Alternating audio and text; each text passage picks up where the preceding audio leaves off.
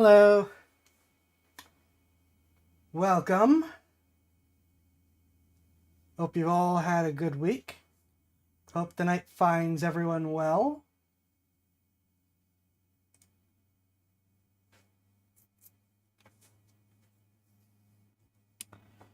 Let me see. Oh, right. I gotta do the social media posts.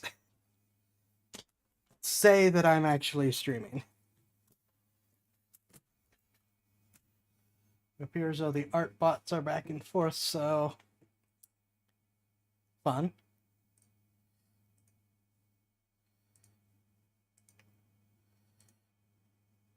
I call them art bots. They don't actually create art, they just create scams.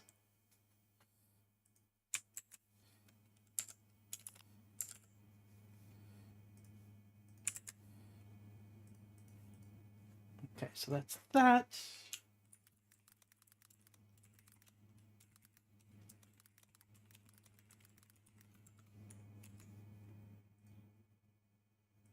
Posted. Posted. Posted.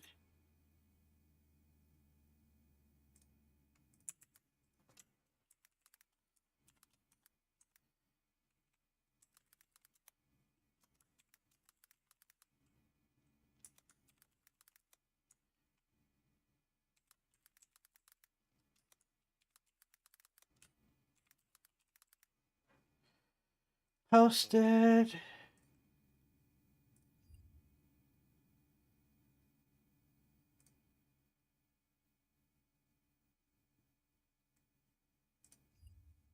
Almost done.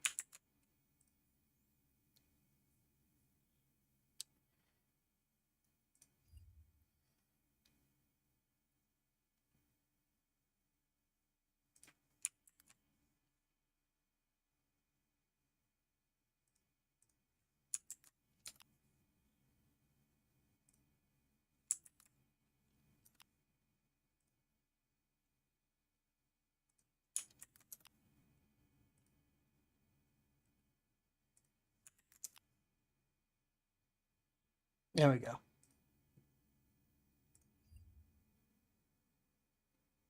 I think. All right, now we're live and posted and telling people that I'm live. Yada yada. Anyways. Hello. So a couple heads ups, and then instead of a reaction, we're gonna do a little bit of something different. I just have these videos up for visuals this time, though. Let me see if I can.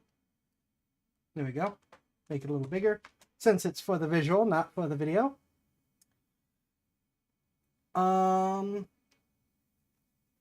Anyways, so for the heads upses,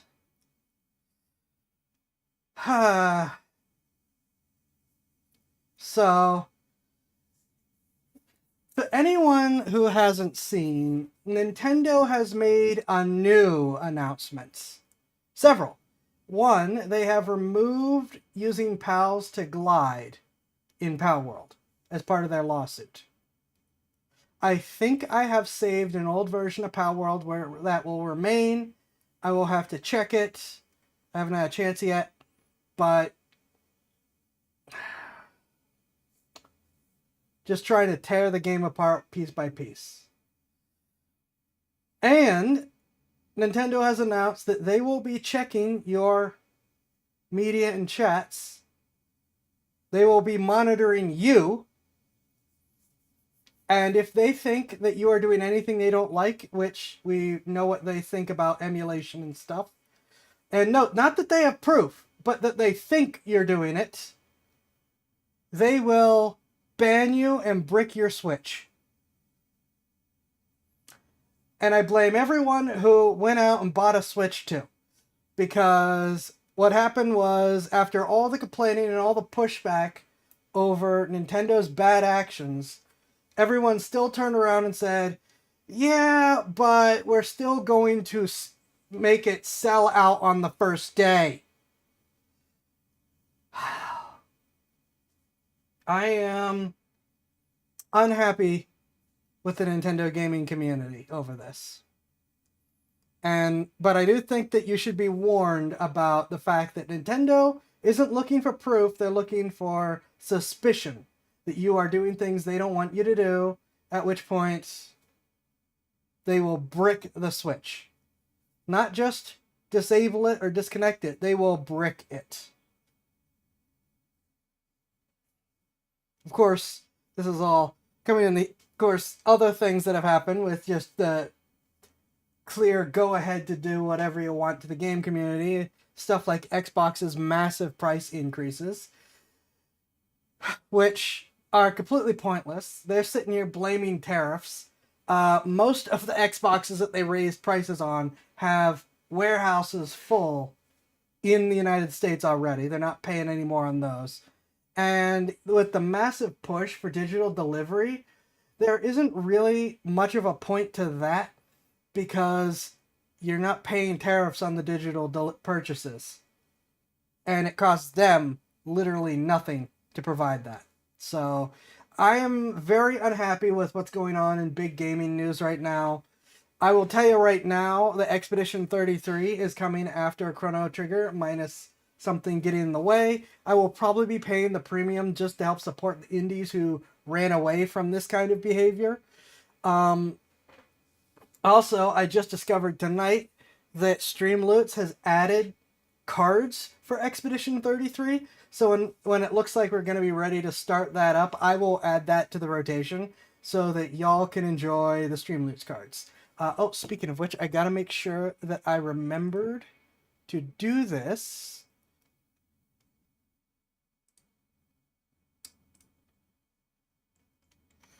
Baldur's Gate 3 should be active on Streamloots. It is. So that is mostly frustration, a little bit to look forward to. It's just so much crap going on. Okay, so what are we doing and why do I have this in the background? We're doing something different. I got my layering wrong. My layering has been fixed. Tonight, I am actually going to do a, just realized that now with the way I have this set up, I'm not looking at the chat. I try to have it angled so that I am and am not looking at chat, and chat's on the other side. I think I'm just going to leave it like that for tonight, but know that when I'm looking over here, it's because I'm looking at chat, even though you're now over here. Anyways, I'm going to give a game ramble on yet another new D&D thing I've created with the intent of hopefully actually editing it into a video. So we've got a little bit different setup. I've taken away most of the background. I should probably, for this one, actually get rid of this. Where is it? There we are. That will be left up for other things I do for that I use this for, but that could probably be left off for this one. I am going to leave chat up though. And it will not be involving the stuff that's behind me in terms of a lot of the details there. I will be using it for some examples, but it is not the primary focus. Behind me at the moment is the Magus Dragon from Pointy Hat. I will be referencing the Magus Dragon and the Patron Dragon, both from Pointy Hat. Both go check out Pointy Hat stuff. Their free stat blocks and information are in the description, though I highly recommend that you purchase the new Dragon Folio that Pointy Hat and Jenny D have just put out, which is absolutely awesome. However, you will not be getting anything in the video that I make or in this speech that isn't already available for free. I'll also be using as a piece of the background a screen from from Dungeon Dad, just because it's a really cool background for the final piece of all this. I also highly recommend Dungeon Dad stuff, but it technically it is only semi-relevant to what's going on. Complain about big gaming and get the plans. Expedition 33 is an indie game.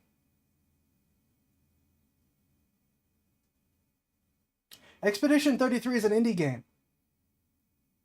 They are former Blizzard devs who ran away. Oh, meant D&D. Yeah, no, that's fair. That's fair. But if you use our stuff, then you're not paying Hasbro and WotC for stuff. Anyways, I'm gonna have to cut some stuff out of here for sure. Anyways, though you are correct, they actively hate their own players. Anyways, but like I said, I will not be discussing these in great detail. I'll give you some lore, and that's about it. The primary purpose, like I said, of bringing them out is just to illustrate some uses for what I have come up with, which is a dark gift. Dark gifts function a little bit like feats, similar to supernatural gifts like my Host to Primordial Mass that I had come up with. However, these tend to have more drawbacks and more you're paying for the power you're getting type stuff, more ways for the DM to mess with you. They're basically like mini warlock functions. Not a full class or anything, but the same kind of mentality. And for this one, it is called Collector of Spells. And the idea is that you will go to some creature and make a negotiation, or maybe you have earned their praise, or something in which they bestow this gift upon you.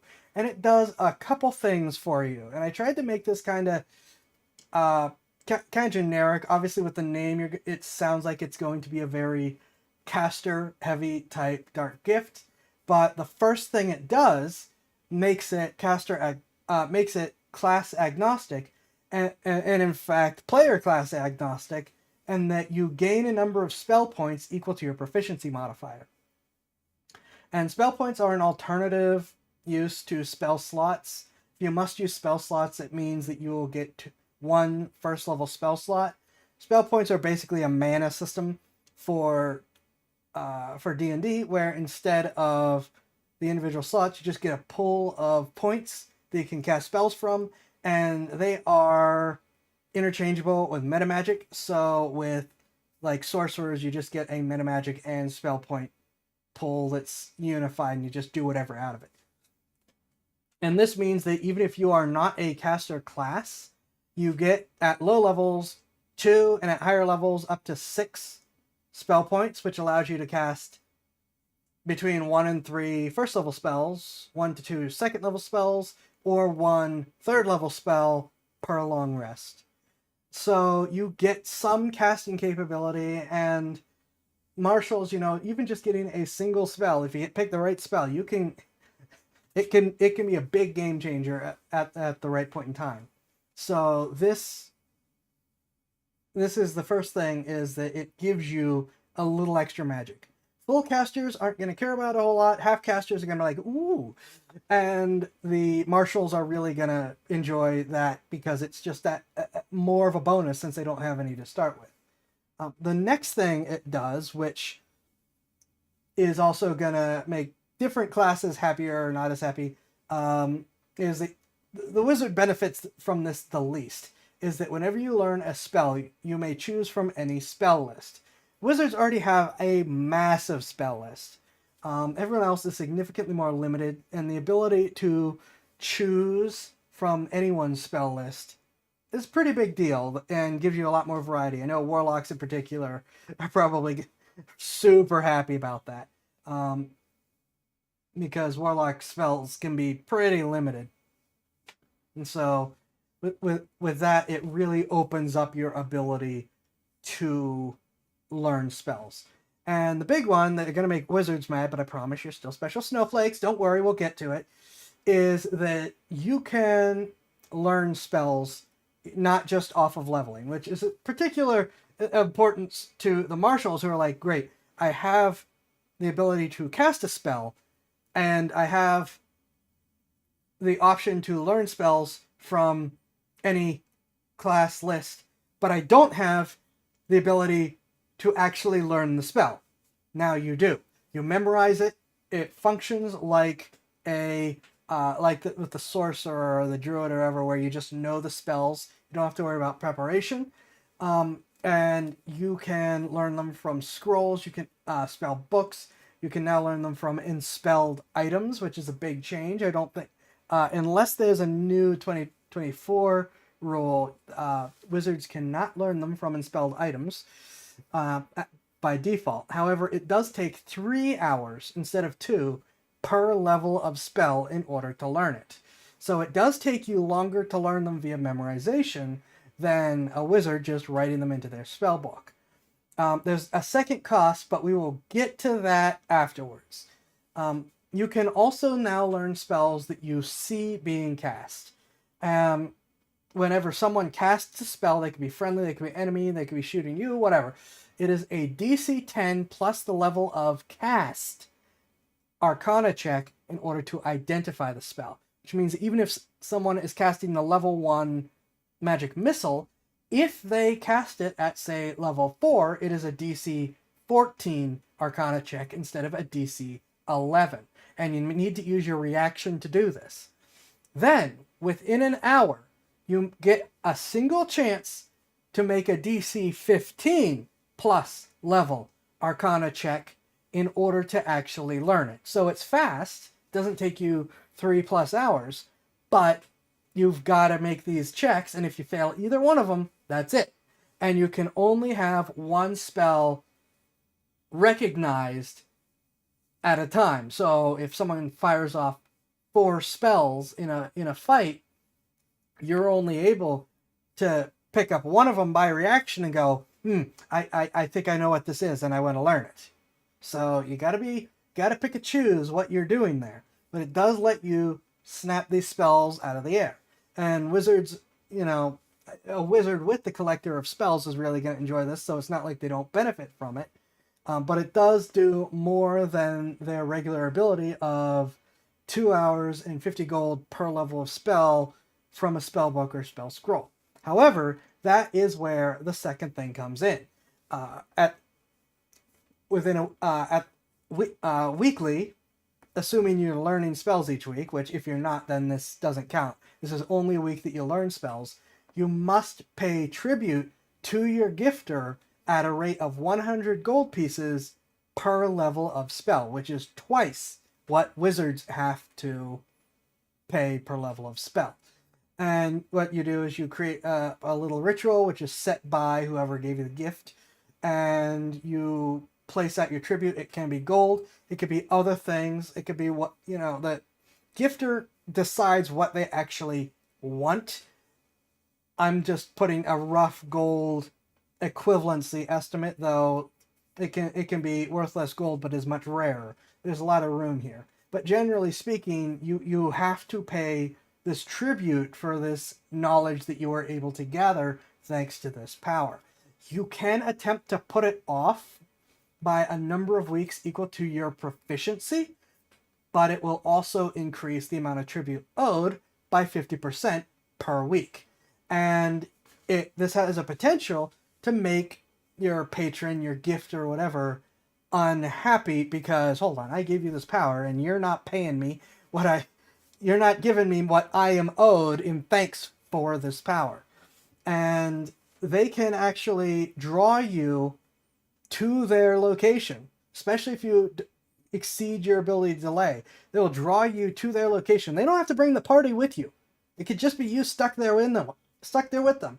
And they will be sitting there angry looking down at you like, all right, so why haven't you paid me for this? Or I'm taking my tribute in other ways or whatever. And you can attempt to argue, you can attempt to deal, explain. They may set out a task or requirement. They could be setting out a task or requirement or whatever that they want you to do to begin with.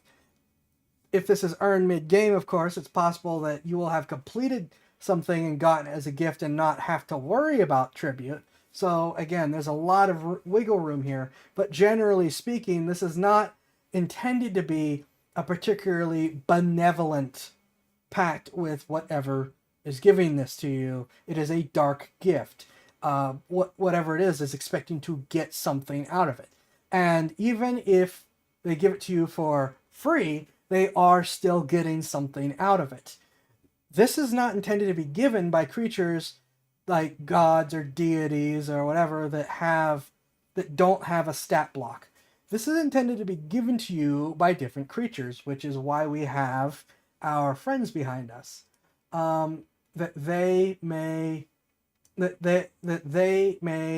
be faced directly and even fought, because every time you learn a spell, that creature also learns the spell, and it may cast it for free once per long rest. So the more spells you accumulate, the more spells it accumulates. And one example of the difference of this is that, say a creature has a 3 times a day first level spell casting on its stat block. It can cast this spell a first level spell like Magic Missile that you have learned 3 times, but it also gets 1 shot that doesn't count against that per long rest, that it can just fire it. Now, if it has a recharge, like a legendary action, whatever, that recharges those expended spells, that free cast will not come back. So it could fire off 4 magic missiles, legendary reaction, recharge, 3 more magic missiles. Just as an example there. But it has, you have given it a library of spells, your own library of spells. It is using you as a spell book, as well as free castings, which you don't get, but it has. And that is where, some of these creature examples now for potential setups come in. The first one that we have here is, like I said, the Magus. Let me get a little more out of the way. There we go. The Magus Dragon. It is a wizard dragon, and I absolutely love this design with the wings as the spellbook type deal. And it is, again, a wizard dragon, so it's all about learning magic. It's all about knowledge. It's all about accumulating. And something that's very interesting about these warden type dragons that Pointy Hat has come up with is their horde is people, as followers, as people connected to it. And so a Magus dragon that has access to the collector of spells dark gift could be giving it to its disciples, to its own horde, and in using them as its spell book. Its horde isn't, the people that make up its horde aren't just its horde. They are its spell book. And they're giving it all these new spells that it doesn't normally have on its stat block. They're giving it all these free castings that it can make that aren't normally on its stat block. And it's just accumulating all this. And it can then take those spells and add them to its spell book for regular use too. But it can gather power really, really quickly. And these stack. So if continuing with the same example we have, if 3 different people in the horde all learn Magic Missile this way, it has 3 free shots of level 1 Magic Missile, which, it's a dragon. Level 1 Magic Missile is not the scariest thing in the world, but it's still just 3 spells that it has access to that you normally wouldn't have to worry about if you were to fight it.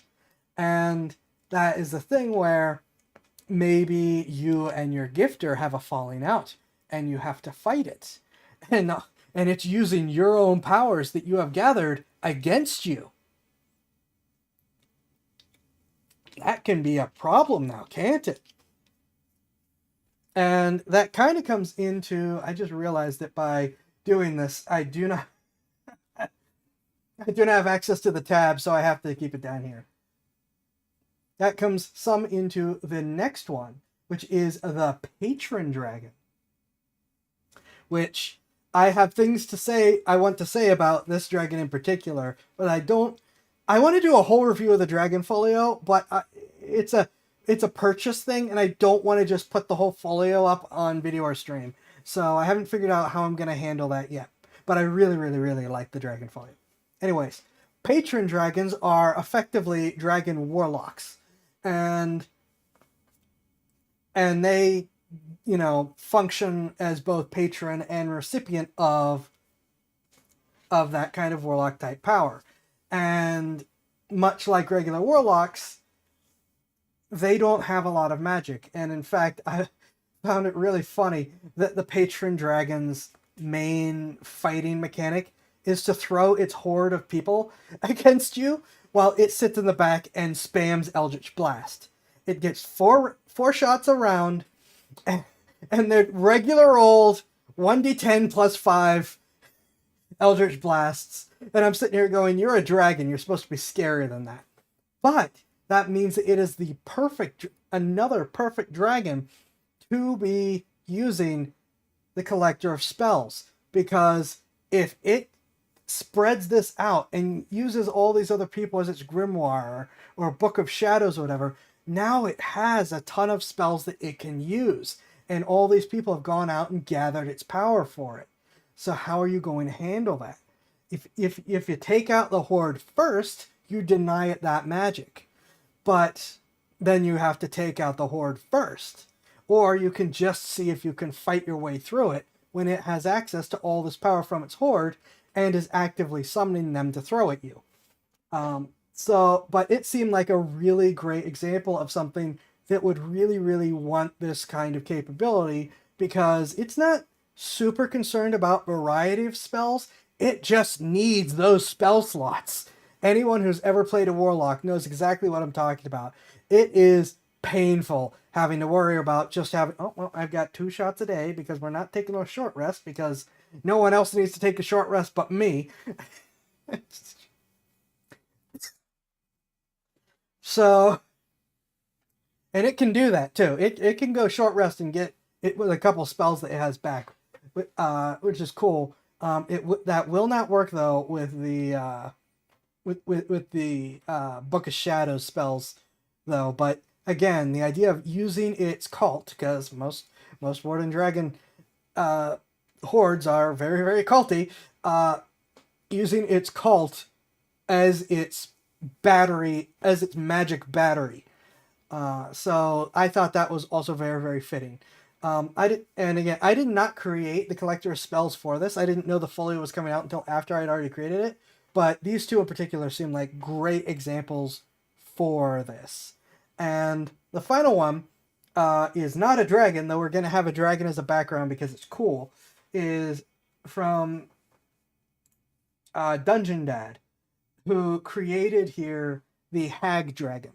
We're actually going to be focusing on the hags instead of the Hag Dragon, because while I did think of the Hag Dragon first and go, ooh, would that work for it? The reality is the Hag Dragon's ego would never allow it to consider doing anything representative of giving people power, which this technically is, even if it's siphoning it off. They don't do that kind of stuff. That's not the way they think. The odds of the Hag Dragon giving you the Collector of Spells Dark Gift are pretty slim and none. But a hag might. A hag probably will. Because, and we're going to build a little bit more of a scenario here. You go to a hag, you're looking for power. They can't really function as a warlock patron necessarily. There's options for it, but let's say this one can't. But you just want magic, and it can give you that in the form of this Collector of Spells capability. But what you don't realize is you are growing that hag's own magical capability. You are, as I said before, becoming its Book of Shadows. You're going to build this library. It's going to have all these spells that it can cast for free. And then it uses the summon ability to bring you back and trap you and add you to its collection of people who are kept safe and sound, trapped in its lair, serving as a living library of magic. Think about that. People have been disappearing from the area. This is where they are. Just let that... I don't know how long I should sit to let that sink in. I thought that was a really neat plot hook idea. It can be a player who's doing this. It could just be someone who the players know. It can be someone sent to investigate, and you find all these people that are like, they're not really great magicians, but they have all this little magics that they can do and stuff. And you find out it's because a hag has been sprinkling this power everywhere, and every time someone really starts to get something, she collects them. You know, you are a collector of spells. She is a collector of people. I thought that was a really neat encounter and plot hook, and that's going to be one powerful hag, because if she has a bunch of people who have all collected a bunch of spells, you know, she has a ton of adventurers, she's going to have a lot of magic in addition to the regular hag capabilities, and that's going to be one heck of a fight unless you could figure out how to get around it. If you can sneak around and maybe all it takes is freeing her imprisoned people. There's plenty of ways that this can be twisted beyond just what's regularly there. So maybe it's just enough to free people from her grasp. Maybe the collector of spells is tied to like an artifact they have to wear or something. Dark gifts are very, very open in terms of how you receive them and how they're taken away and connected. So there's any number of things. Maybe you decide, hey, it's being treated as a curse, so all you need is someone who can cast remove curse to remove the dark gift. There's lots of options here, and I like the idea of a hag or even a hag coven that has, you know, it's like, come see my library, and it's a library of people. That was just, obviously I'm it's my own idea, but obviously I really liked it. But so there you go. That is the Dark Gift Collector of Spells. It will be in the descriptions because my stuff is also free. I hope that someone finds this and thinks it's neat and makes good use of it. I would love to hear ideas down in the comments from anyone who has an idea, or if you end up using this, tell me what happened, whatever. And again, I highly recommend that you check out Dungeon Dad and Pointy Hat and Ginity, because they have some great stuff. And like I said, the Dragon Folio from Pointy Hat and Ginity is awesome. And that is my spiel on my little D&D edition that I've come up with and its potential use. And so I can reactivate that since it won't be going into the video. I stayed off to the side because I figure, well, I will hopefully edit more stuff in at some point when I turn this into an actual like stream into video type thing like some people do. We'll have to see. But yeah, that I thought instead of a reaction, I would do that. Though I do still have a video that we could do as a reaction. It is the Fat Electrician talking about Bass Pro Shops. I have no interest in Bass Pro Shops, so I didn't bother with it. But it is there. You editing, that's a good one. I've done a little edit. I'm actually a really good editor. I'm just too lazy to do it normally. But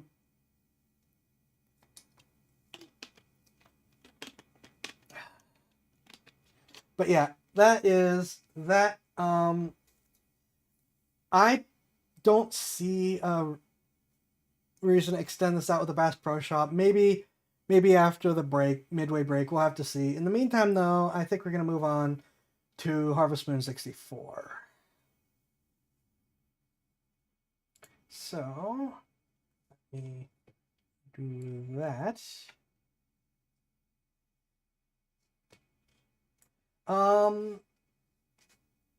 Actually, oh, that is the wrong one. Oh no, that's the right one. I just forgot to save. Oops.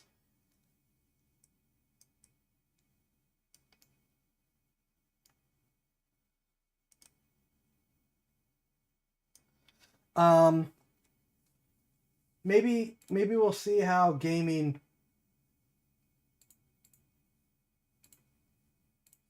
using the full setup works for a little bit. And thank you for the lemon blue kitty. Hi and welcome.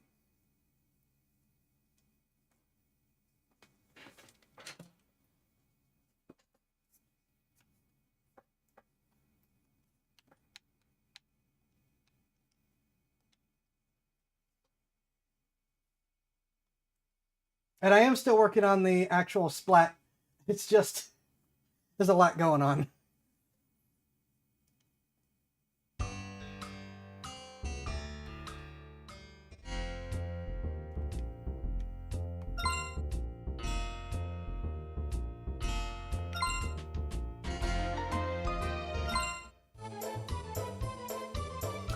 And I guess I should say, the reason that I didn't do the,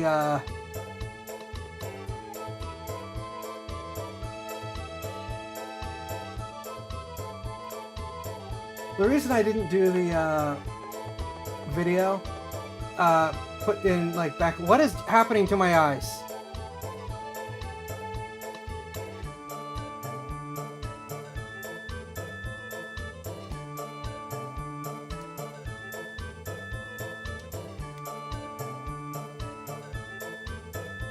I don't know what was happening there. It's because if I'm gonna edit that and stuff, I'm gonna put in music after. 12th day of Fall Harvest Festival. I just barely missed that 12.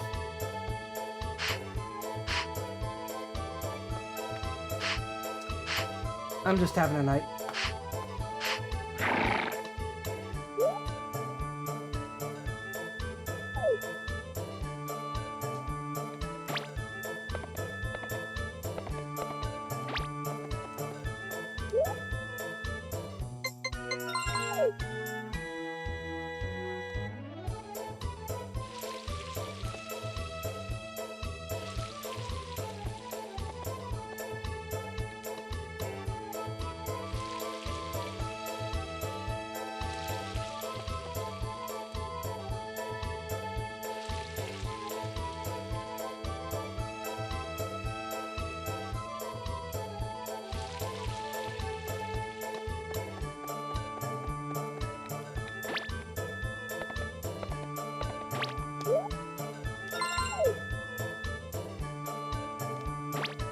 Not where I'm going to be doing this. Never mind. Doesn't matter because it's open. I don't know what happened with my eyes there.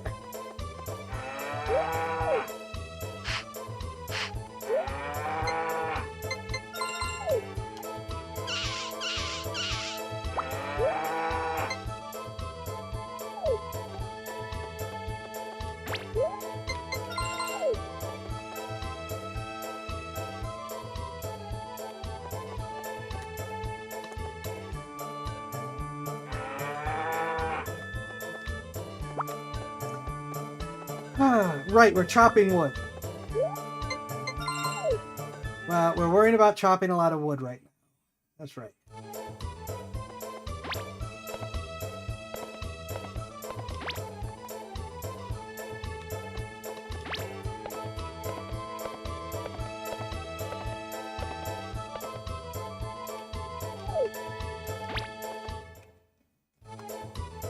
Yeah, I generally have a pretty big dragon obsession. I have tried to fight it. Let the Chimera thing take over. But with the Dragon Folio's release, I am back to my dragon obsession. And more chimeric dragons.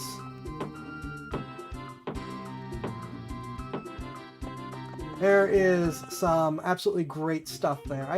Again, I don't want to get into too many of the details because I do not want to deny them potential sales by giving away stuff. I could tell you that generally speaking, they have 5 Warden Dragons, including the 2 that I mentioned, which again, the 2 that I brought up are freely available in the bottom of the videos that I linked. That I was using as background. They have 5 Warden Dragon types. They have 3 Dragon NPCs. They have... I forget how many Dragon... Pseudo-Dragon types. Is it 3? I think it's 3. And they actually have their own answer to a dragon player race. Instead of my demi-dragon thing, which is like, well, you become a dragon at the end of it, they have a pretty well balanced, I think it's a little underpowered, you start as a dragon type build. I am working on my own rift that bumps up its power a little bit, but isn't... I fully admit that the demi-dragons are pretty powerful. I have sort of like tried to come up with a variation of their dragon player race with just a touch more power. Though, as they openly admit, some things, particularly flying, is one of the fastest ways to get a race banned at a table. So, warning there. But still, very, very cool. I'm glad to see someone else figuring it out. And again, the splat is really well put together. I love it. I love all the ideas. I love the art. The art in it is amazing. So, must recommend. Azai, how are you? The Harvest Festival is tomorrow? Yep, you should come. Okay. We choose the next game. Goodbye, see... Right. In case you missed your mail. I've already come up with 3 player dragon type storylines. I don't know if they're actual players or NPCs, but generally using that setup.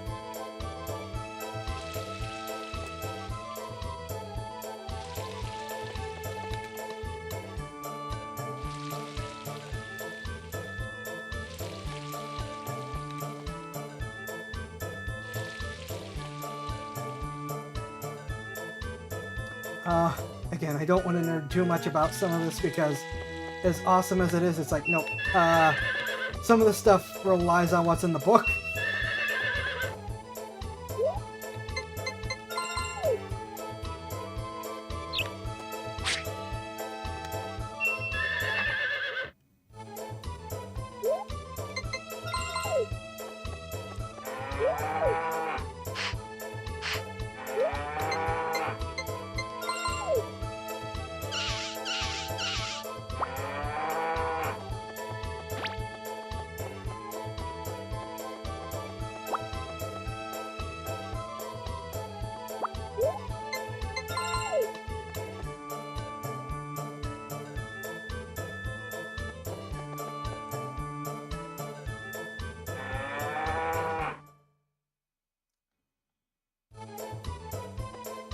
Oh, Rippy is just gone. Rippy has vanished into the ether again.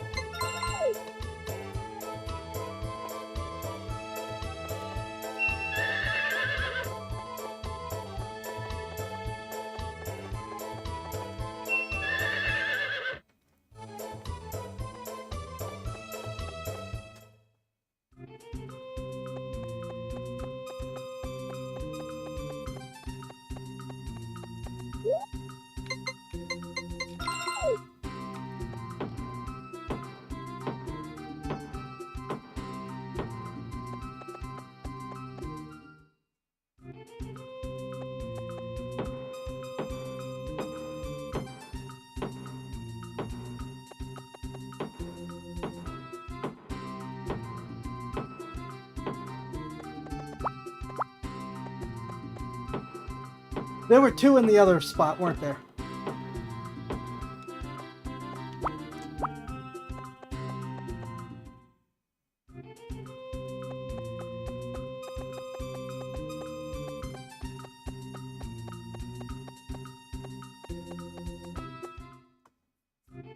There are. And missing logs.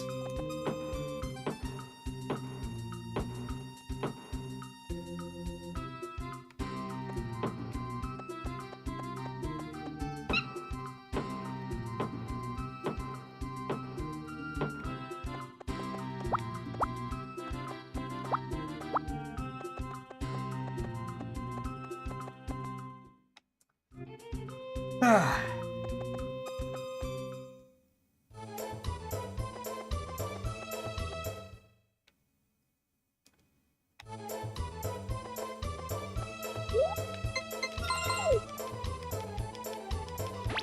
This setup in particular works really well with these like square game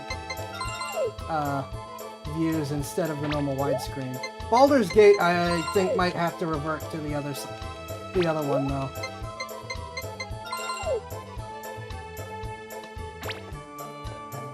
There you are.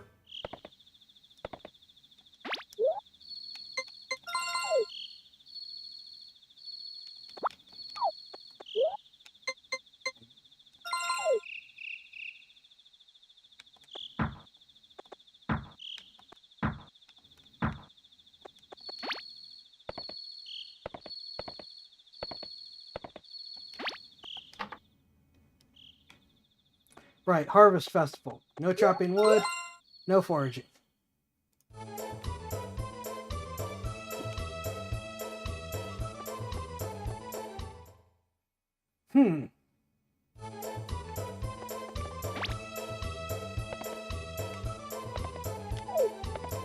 What if for my update I did a more draconic edition? No, wait a minute. No, hold on. No, it's the festival today. You can't do this to me today. You get back here. Ah!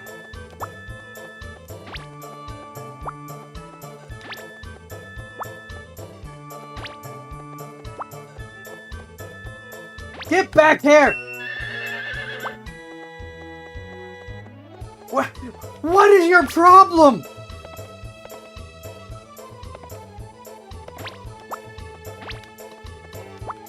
I can't. Not if I want to do the festival. What?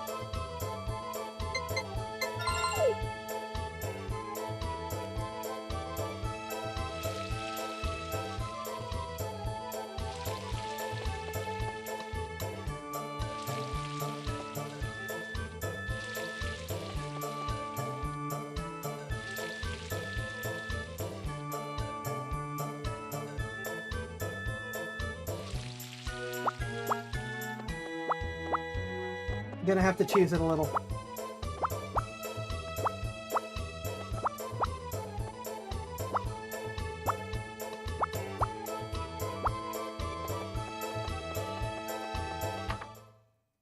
Time doesn't move when I'm in here.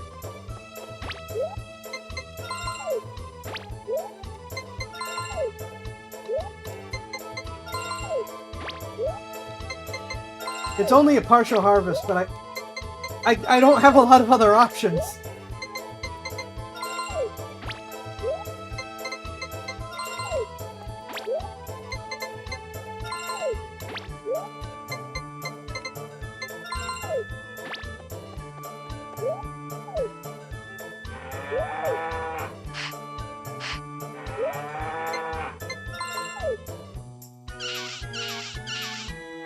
Not cheesing, it's a Delta, it's a time travel.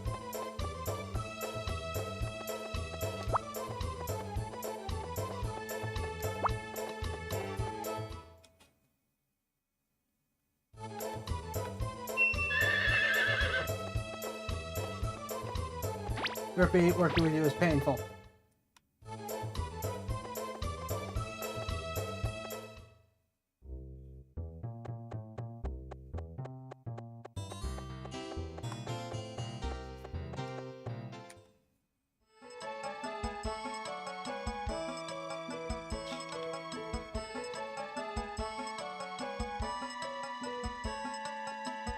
Fortunately, it still means my crops are now going to operate on an odd rotation. Ah, the pleasure of the harvest. I always cherish the harvest from the mountains. Wonder how Ellie's cakes taste this year. I could have a little bit of wine, but I don't like the taste. How can grown-ups drink this? I bet it tastes better with sugar.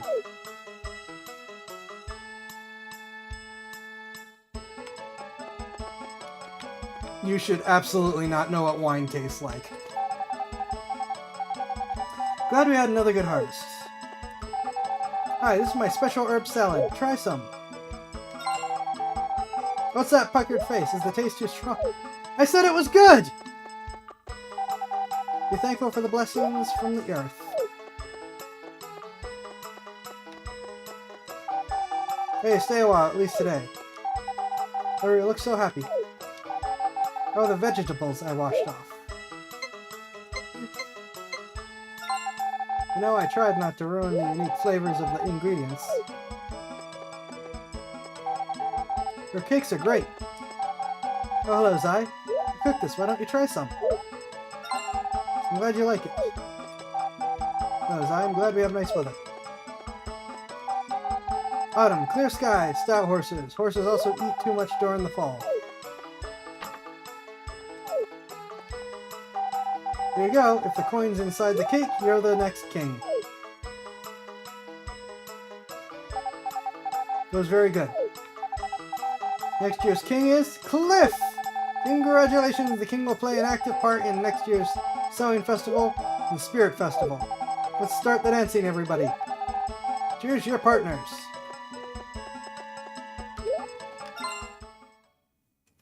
Unlike Stardew Valley, I actually have a partner this time.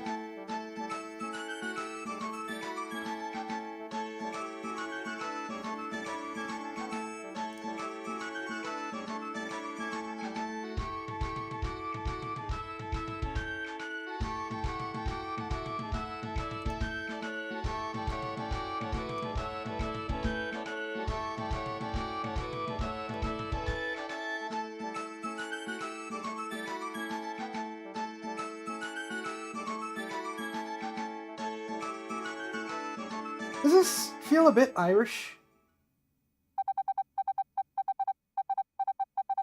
In terms of the inspiration? You're supposed to look for the coin, then eat it.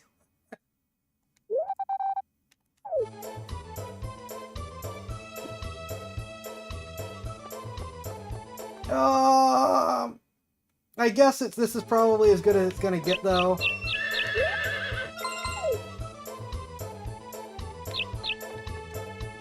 At least now it's going to be a little bit, you know, not all in one day. A lot of harvest festivals do have Celtic origins. Okay, that's fair. That's actually a really good point. Would you stop? I'm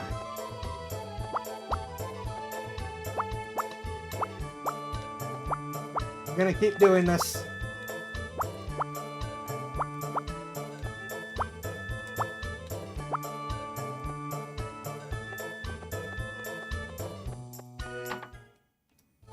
We'll harvest the rest after.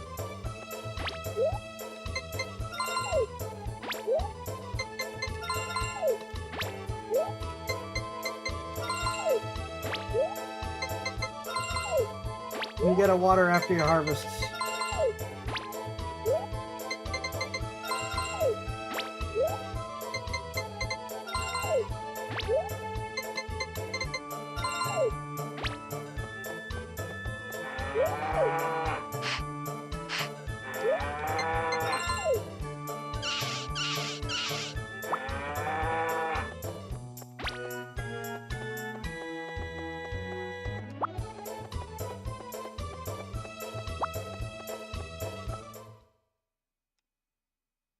Murphy, get over here.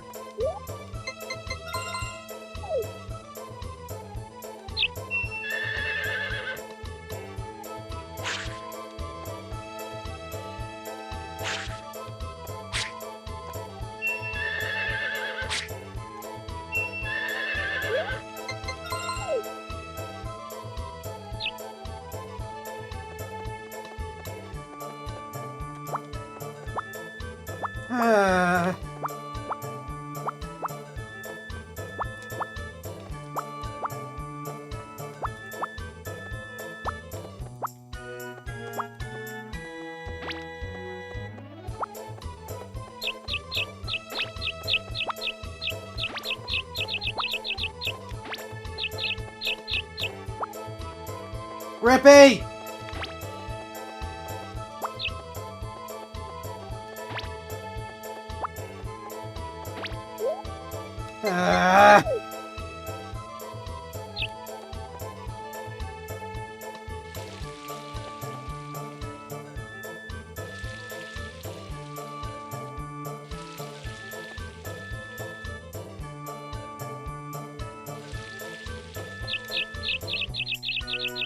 I need to go back into the barn, so I'm keeping the backpack ones for when I do that.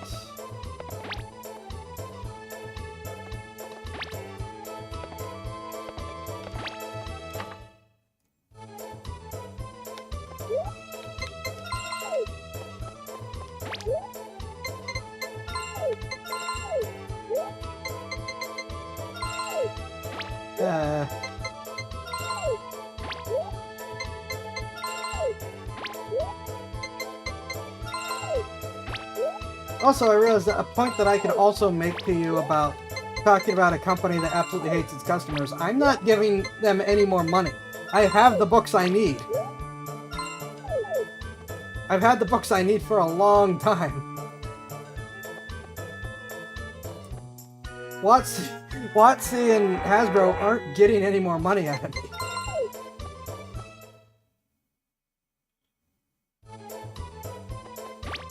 I mean, a sizable chunk of my free time is spent just making my own expansions.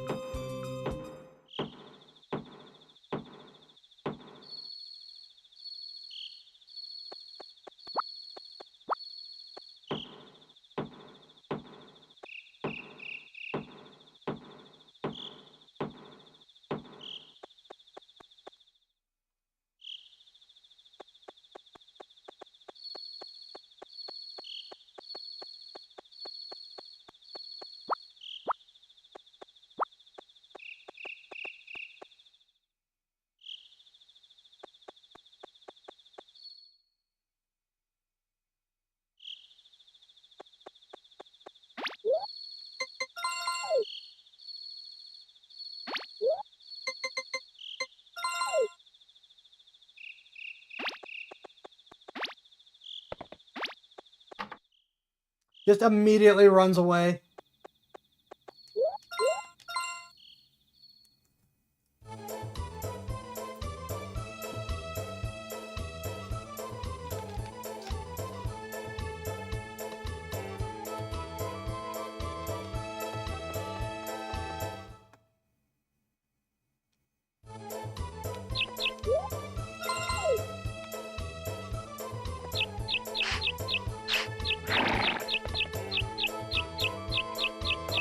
Why can't you move through the birds? What did it say? I missed what it said. Oops.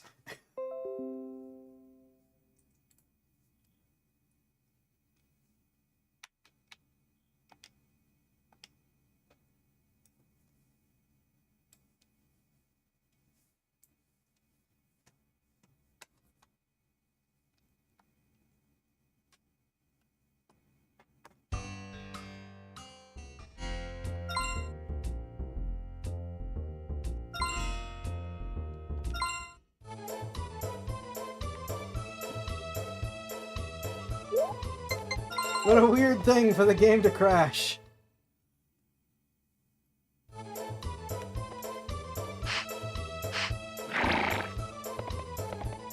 It's the harvest season, Karen.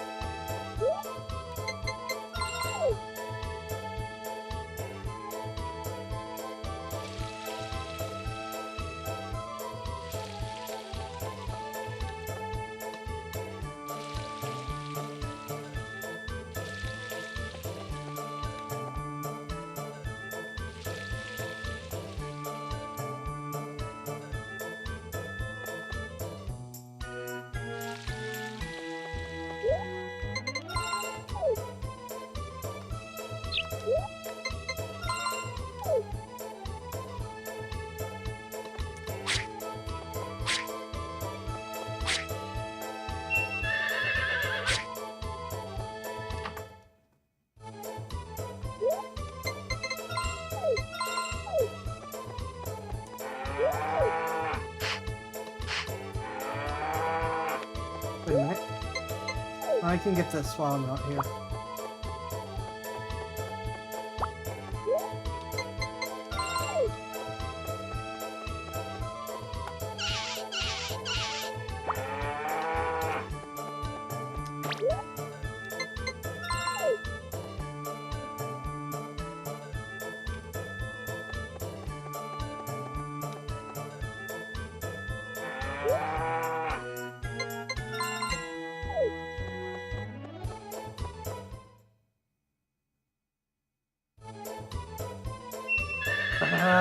Thank you.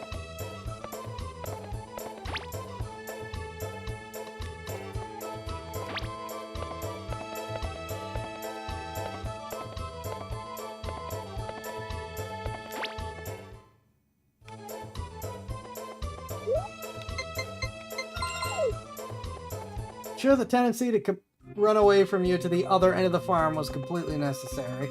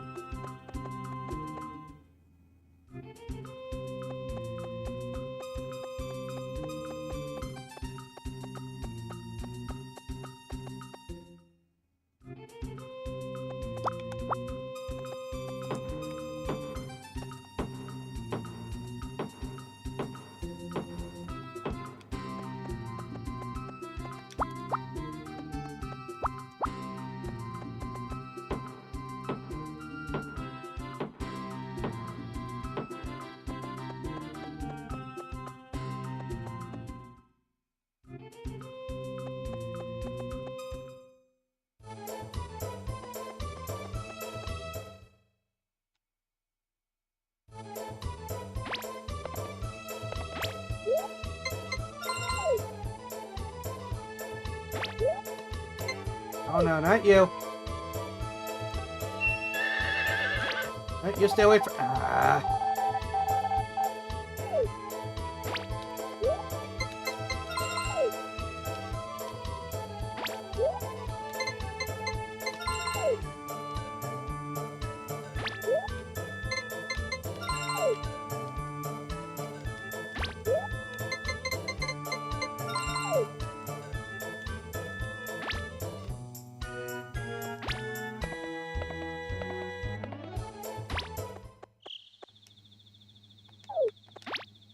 We need, what, 600 minimum? I'm going to try isometric for a little bit now I have a better controller.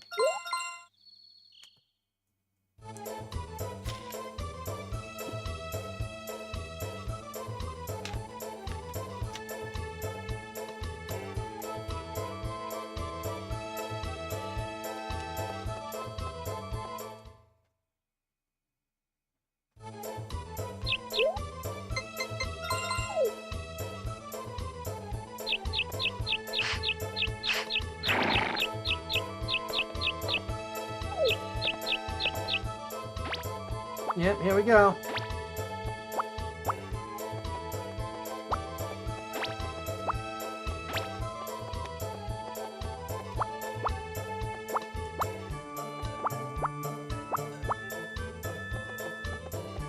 Get back here!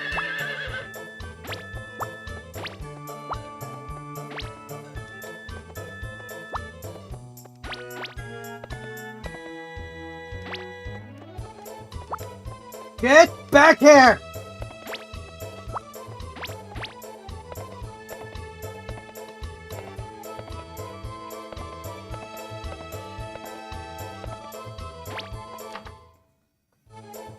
Ah.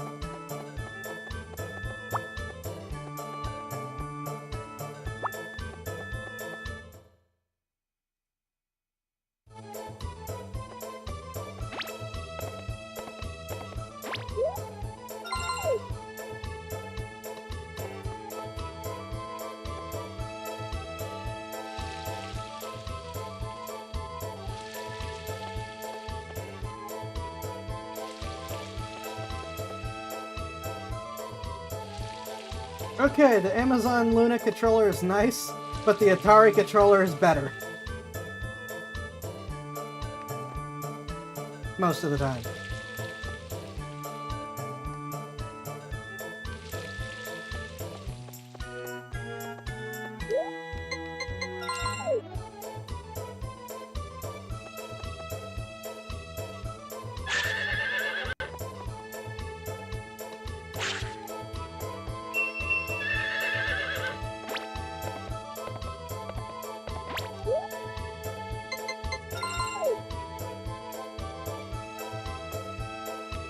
There's still some of that single direction tendency, but it's not near as strong as on the Luna controller.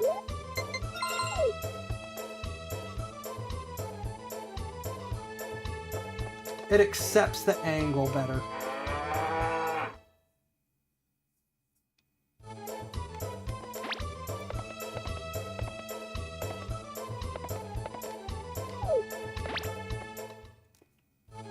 And the game does look better in isometric since that's what it's designed for, even though you can go all the way around in the home farm.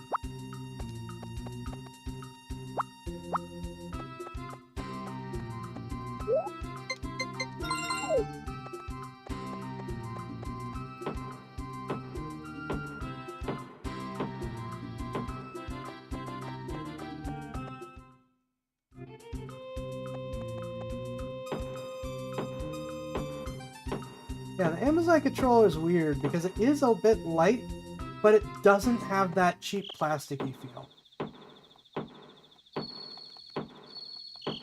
And it's really weird and unusual to get that combination. Normally when a controller feels on the lighter end of things, it has that cheap plasticky feel.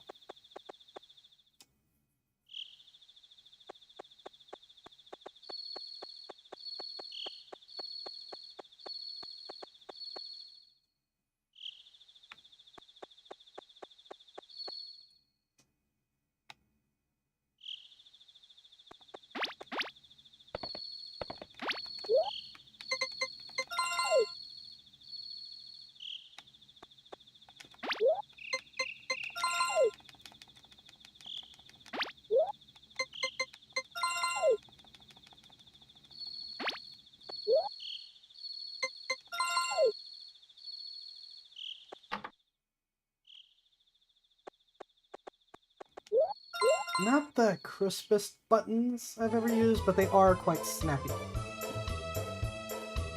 So they're on the upper end.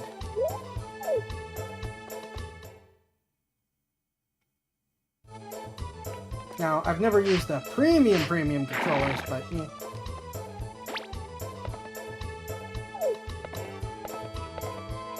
Alright, here we go again. I think what I'm gonna try to do is, like,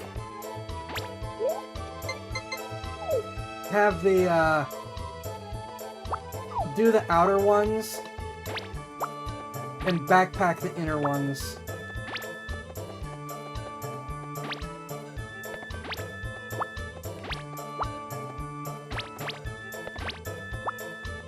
Please stop running away.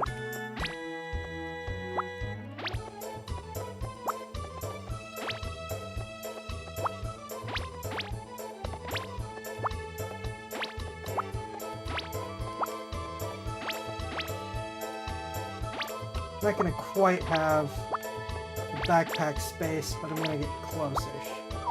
Ah!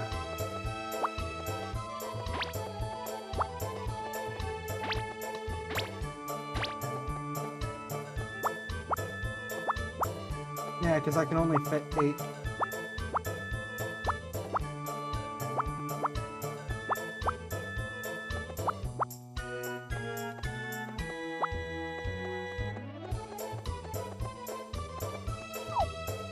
Ah!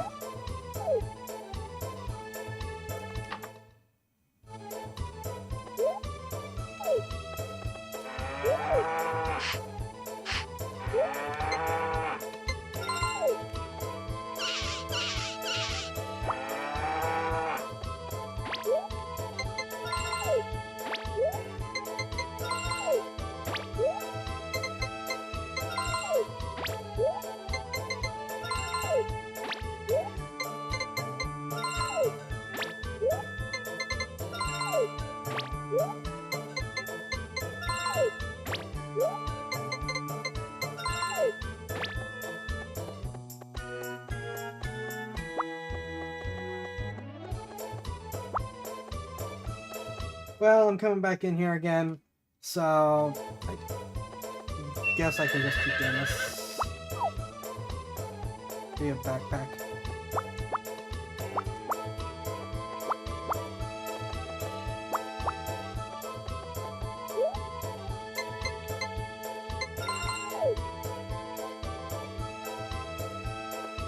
I should go back to the green farm and be like, hey, do you guys do trade-ins?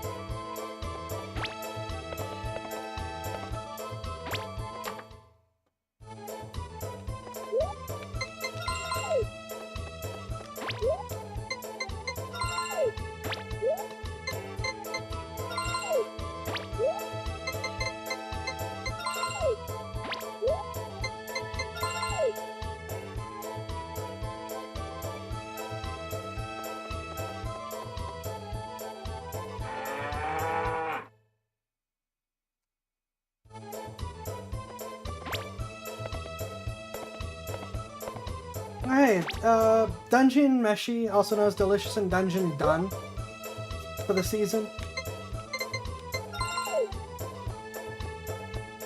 I was waiting for it to be finished. Also, I let my Crunchyroll subscription lapse.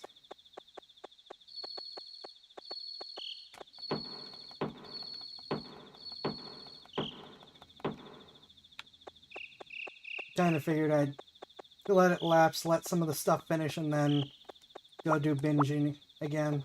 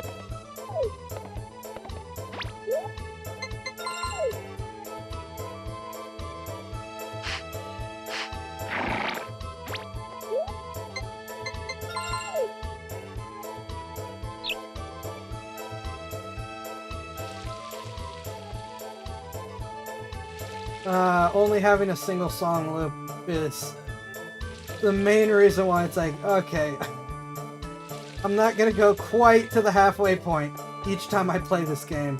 It's like, man. Wow, there's my first real directional issues.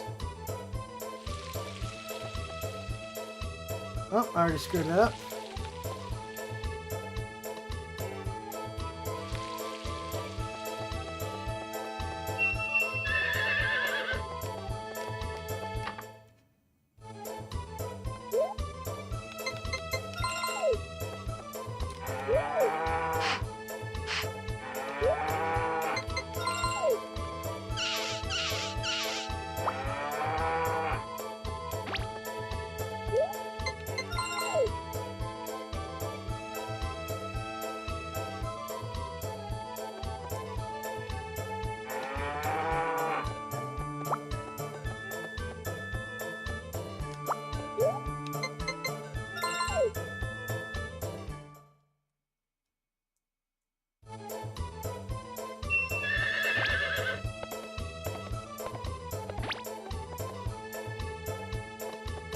This likewise might be our last day just because of this music.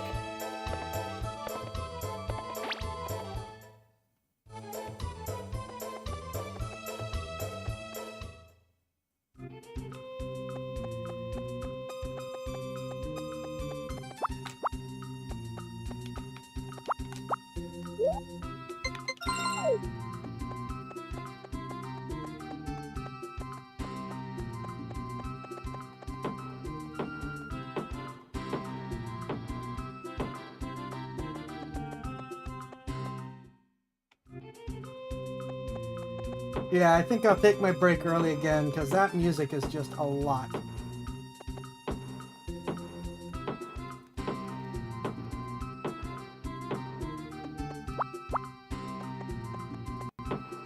The options are to not do farm things and try to wander a bit more, or do farm things and just keep listening to the same cycle over and over again. I don't think I can keep doing this. And even then, it's still not going to vary much, because we have mountain, we have town, we have the season.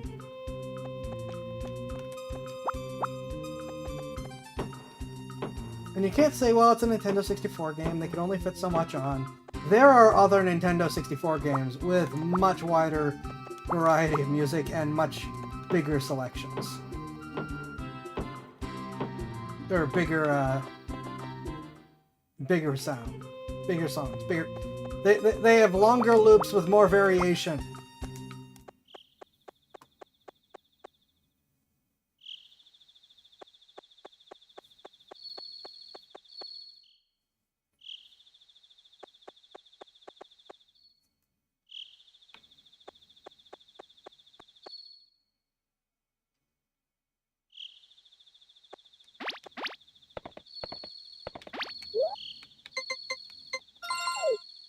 Or more songs in general, yes.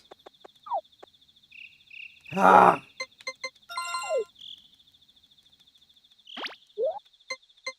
Yeah, I should just stuff my face with the mushrooms and let Karen come take care of me for a day.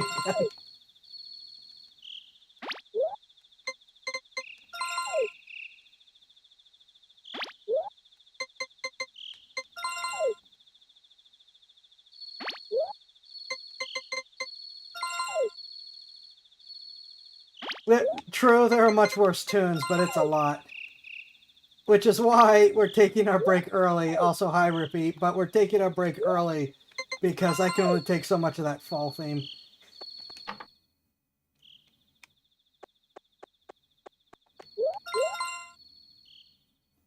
Go hide in bed from the music.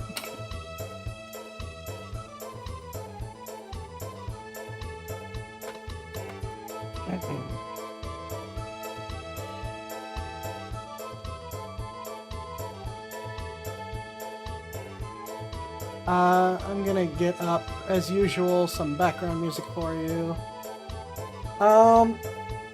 Actually, you know what? Before I take the break, let's use the Fat Electrician video as filler. Why don't we do that? Since I'm breaking early again.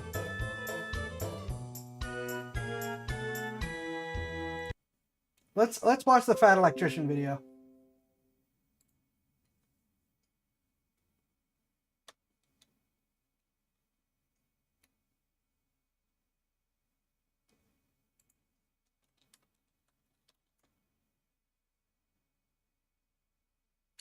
Like I said, it was a backup in case I didn't go for the half hour or whatever at the beginning. I did, but that music. So this is going to be the most American thing ever, Bass Pro Shops, the Redneck Mecca. I know nothing about this. All I know is I've never been in a Bass Pro Shop. I don't even know the last time I actually saw one, because it's just not something I do or interact with. But Fat Electrician finds some very interesting things. So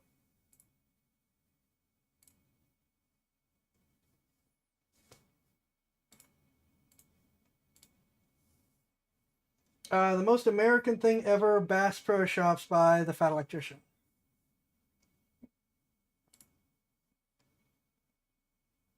Nothing is normal. Absolutely nothing. Every time I start a video, I was like, this is a cool company. I'm sure completely normal things are happening there. Never happens, okay? Started working on a Cabela's video, found out that they're actually owned by Bass Pro Shop. Okay, I'm gonna do a Bass Pro Shop video. And now there's Indian spiritual leaders and crystal skulls and pyramids and curses involved, and I don't even know what's going on. I gotta hear that again.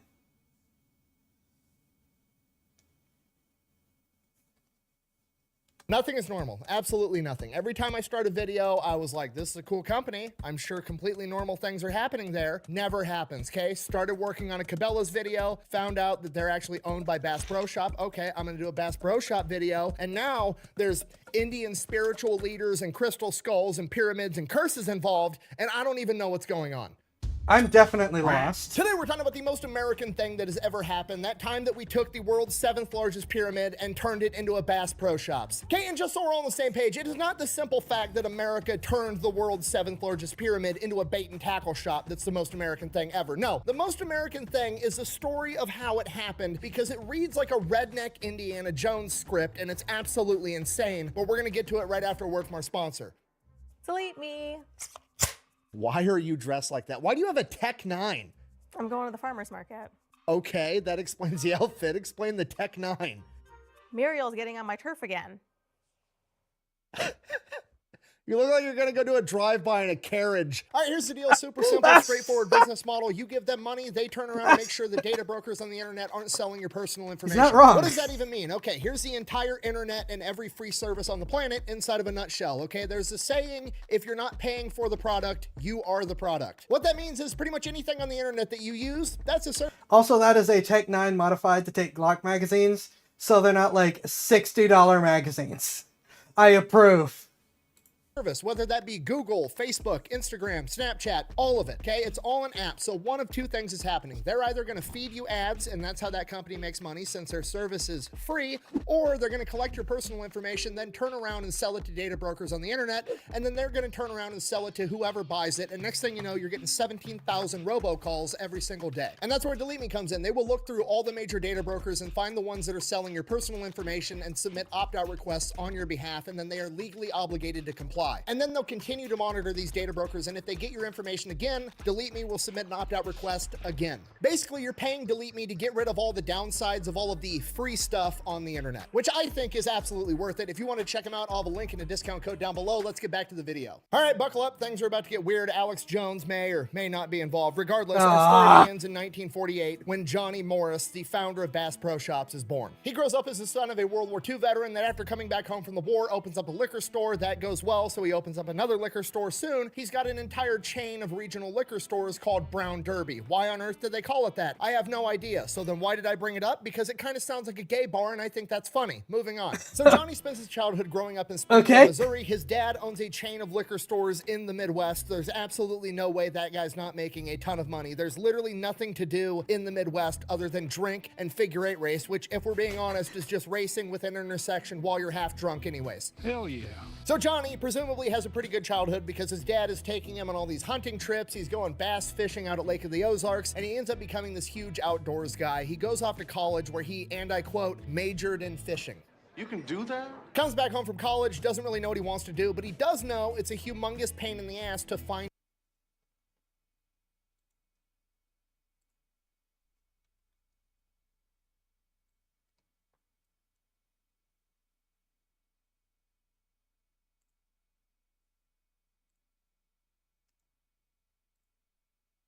Stop that. Stop that.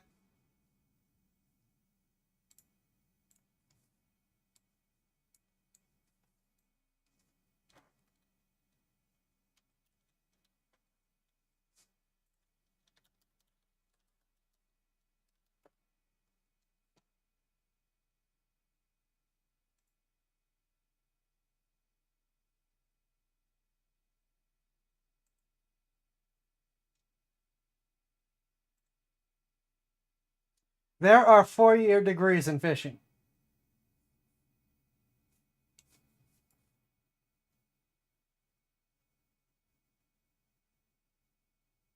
Sure.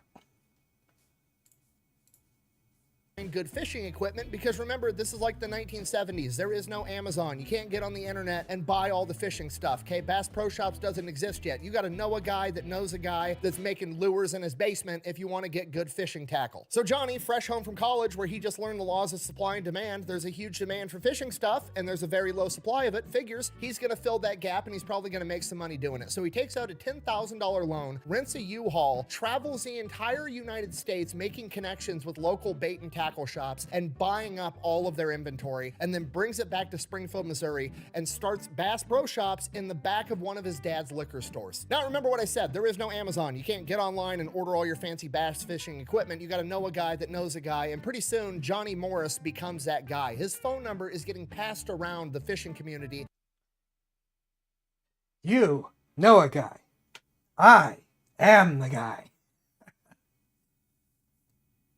Like wildfire. The next thing he knows, he's getting phone calls from other states all over the country, placing orders, and then he's mailing stuff to people. This goes on for about 2 years, and then after that, he realizes he has an enormous catalog of names, addresses, and phone numbers of all the big fishermen all over the United States of America. So he takes a risk. He prints out 10,000 Bass Pro Shops catalogs in 1974 and mails them to absolutely everybody with all of his products inside. This explodes into a humongous mail order business, which is basically the Amazon of its time. And as he continues to grow the business, he's like, you know what? Look up Sears. Look up how Sears did their business. It's the same kind of thing. And they were basically the Amazon. Fuck it, I'm just gonna start selling fishing boats out of my catalog too, but I'm not just gonna sell the boat. I'm gonna sell the boat with the motor and the trailer, all for one price, one-stop shop, you get everything. Up until this point, if you wanted to buy a fishing boat, you had to go buy the boat, then you had to go buy the motor, then you had to figure out how to get a fucking trailer. It was a whole day-long event. Now you could just call up Johnny and have the boat delivered to you. It was perfect. His boats end up becoming the most popular boat in America and the most manufactured boat on the planet. Then in 1980, he realizes, like, you know what? I bet people would really appreciate a place where they could just drive their truck, pick up the boat on the trailer, be able to look at all the fishing lures, all the stuff I have for sale. I'm gonna build an enormous retail place. He builds the world's first Bass Pro Shops Outdoor World. It is 300,000 square feet. There's fish tanks, there's exotic animals stuffed all over the walls. It's not just a store. It's basically like a dead zoo, except the fish are alive. It's basically Willy Wonka's chocolate factory for rednecks, okay? People travel from hours and hours away to make their pilgrimage to Bass Pro Shops. Okay, I can't stress to you enough how big of a deal the first Bass Pro Shops was, okay? To this day, the Bass Pro Shop in Springfield, Missouri is considered the largest tourist attraction in the state of Missouri. This one singular store gets over 4 million customers a year, okay? That's like 11,000 people a day inside of this bait and tackle shop. Okay, and at this point you're like, wow, that's a lot of people. No, that's a metric fuck ton of people going to buy fishing lures, okay? Disneyland gets 40,000 people a day. You've got 25% the business volume of Disneyland, and all you're doing is selling fishing equipment. Johnny Morris is literally the Walt Disney of rednecks at this point. How can we keep saying everybody that shops at Bass Pro Shops is a redneck? Don't do the whole I'm gonna get offended over literally nothing bit, okay? Nobody cares, okay? At the end of the day, there's only two types of outdoor people, okay? There's Patagonia wearing outdoor people, and there's Bass Pro Shop outdoor people, okay? You've got outdoor people that want to save the environment, you've got outdoor people that want to eat the environment, okay? If you are the ones that want to eat the environment, sorry, you're a redneck. That's just how it goes. I think we have. One, to be fair, it's Missouri. That's true. I was thinking the same thing. I almost said it. And two, he is very correct. And also, remember that most of the outdoor people that want to save the environment still aren't outdoor people. I'm sorry, but it's true. Offended somebody out here. That ain't funny, is it, sis? Anyways, Outdoor World, outrageously successful. So when you find something that works, you keep doing it. So he opens up another one, and another one, Another one. and then another one. And next thing you know, he's got over 200 Bass Pro Shops Outdoor Worlds all over the country. So now at this point, Johnny Morris has built the business out wide, and the only place left to go is up and down. He vertically integrates the entire thing. So Johnny Morris figures, okay, well, who's upstream of me? I'm the middleman. I basically buy shit from a factory. I sell it in my store. I deliver it to the customer. Cool. I'm gonna go backwards, and I'm gonna start buying all the factories that make the shit in my stores. He buys out the boat company that makes all these boats, which to this day is still the most popular boat in America and the company that makes the most boats in the world. He buys the company that manufactures the four-wheelers that he sells in his stores. He buys up anything and everything that he can, and then he makes that the Bass Pro brand. And in doing so, his brand is now absolutely everywhere. It's on boats, it's on ATVs, it's on clothing, it's on dining room sets, it's on fishing equipment. It's absolutely everywhere,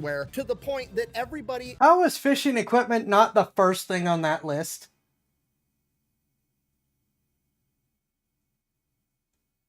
in America knows that brand. It's one of the most recognizable brands of all time. And in doing so, it's kind of polarizing, right? There's only two types of people in regards to Bass Pro Shop. There's people that like it and want to shop there, and those people are going to buy his merch and rep the company because they think it's awesome. And then there's people that want to make fun of the people that shop at Bass Pro Shop. And guess what they're going to do? They're also going to buy his merch to wear it ironically in an attempt to make fun of those people. Either way, Johnny Morris is making money off of both ends selling his merch. It's absolutely brilliant. Not only is he conquering his own market, he's figured out a way to monetize the haters as well.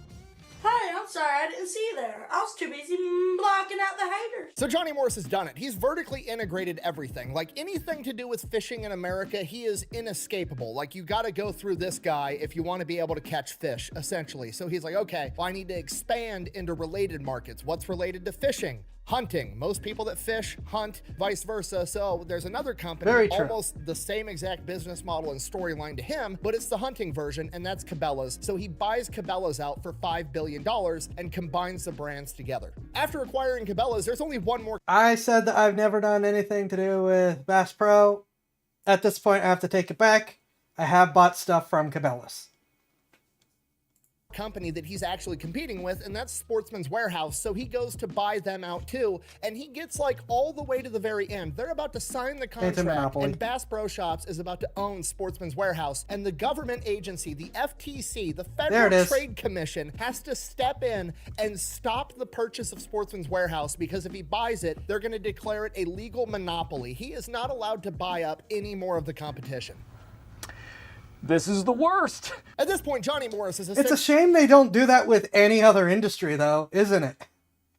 essentially won capitalism. The government has had to come in and say, no, you're way too good at selling fishing lures. You're not allowed to do this, because then you're literally going to be the only option in the entire country. We've got to stop you. Here's the gold star for winning capitalism. Great work. Enjoy being a billionaire. Have a nice day. So Johnny Morris is like, okay, the government stepped in, not allowed to get any bigger at doing what I'm already doing. So my only other option now is to either just call it a day and retire, or I can expand into a related market. And at that point, he realizes like, okay, I'm going to do tourism. I'm already kind of in tourism already. I have the Yes. #1 tourist destination in Missouri, and my other stores are in the top 5 As Rippy has pointed out, probably the only tourist destination in Missouri, but still.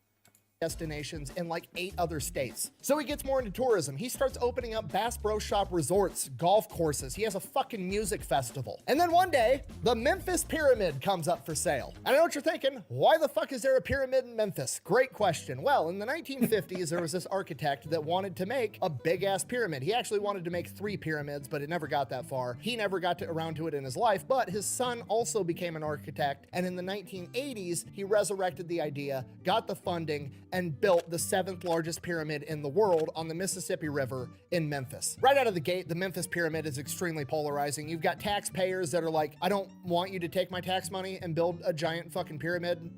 No. And then there's other people that are like, fuck yeah, this is America. Let's build a giant was pyramid. And then you've got tax-funded. people coming out of left field like Alex Jones claiming that the people behind it are part of the occult and they're building a secret satanic worship temple or some shit. These guys are admittedly into the occult. You can just look up their names. They're all over the local newspapers. And originally, it was an event center. People were going to have basketball games there, boxing matches. Mike Tyson fought there. They were going to have concerts, all kinds of stuff. So they started building it in 1989. It finally Why not do it in Las Vegas, where that kind of stuff was like normal? Also funded by the casinos instead of taxes. opens up in 1991. And right before the Memphis Pyramid is about to open up, the maintenance crew goes up to the very top, and at the very top, there's a metal box welded at the top of the pyramid. And they're like, what the fuck is that? So they go, they get the project manager, they end up chipping away at this welding. They rip this box down. Inside this metal box is a smaller wooden box. So they pull that up, they open it, and there's like a of just incense and perfume and shit that comes out. And inside of the box is a fucking crystal skull inside of a velvet cloth. Don't worry, it gets weirder somehow. So they track down who put the crystal skull there, and somebody finally admits to doing it, and it is the founder of the Hard Rock Cafe and the House of Blues, Isaac Tigrit, because originally there was going to be a Hard Rock Cafe inside of the pyramid. Still raises the question, why the fuck are we putting crystal skulls at the top like it's an Indiana Jones movie? Isaac Tigrit's reasoning was, I'm not making this up, I promise you, I can show you the interviews where he talks about it. When Isaac Tigrit was 27 years old, he was drunk driving his Porsche and crashed it, careening it off a 400-foot cliff. And as the car is rolling down the cliff, an Indian man appeared and held him through the crash, and he walks out of this car wreck. The car is just completely obliterated, and he walks out without so much as a scratch or a bruise. He appeared instantly in this room.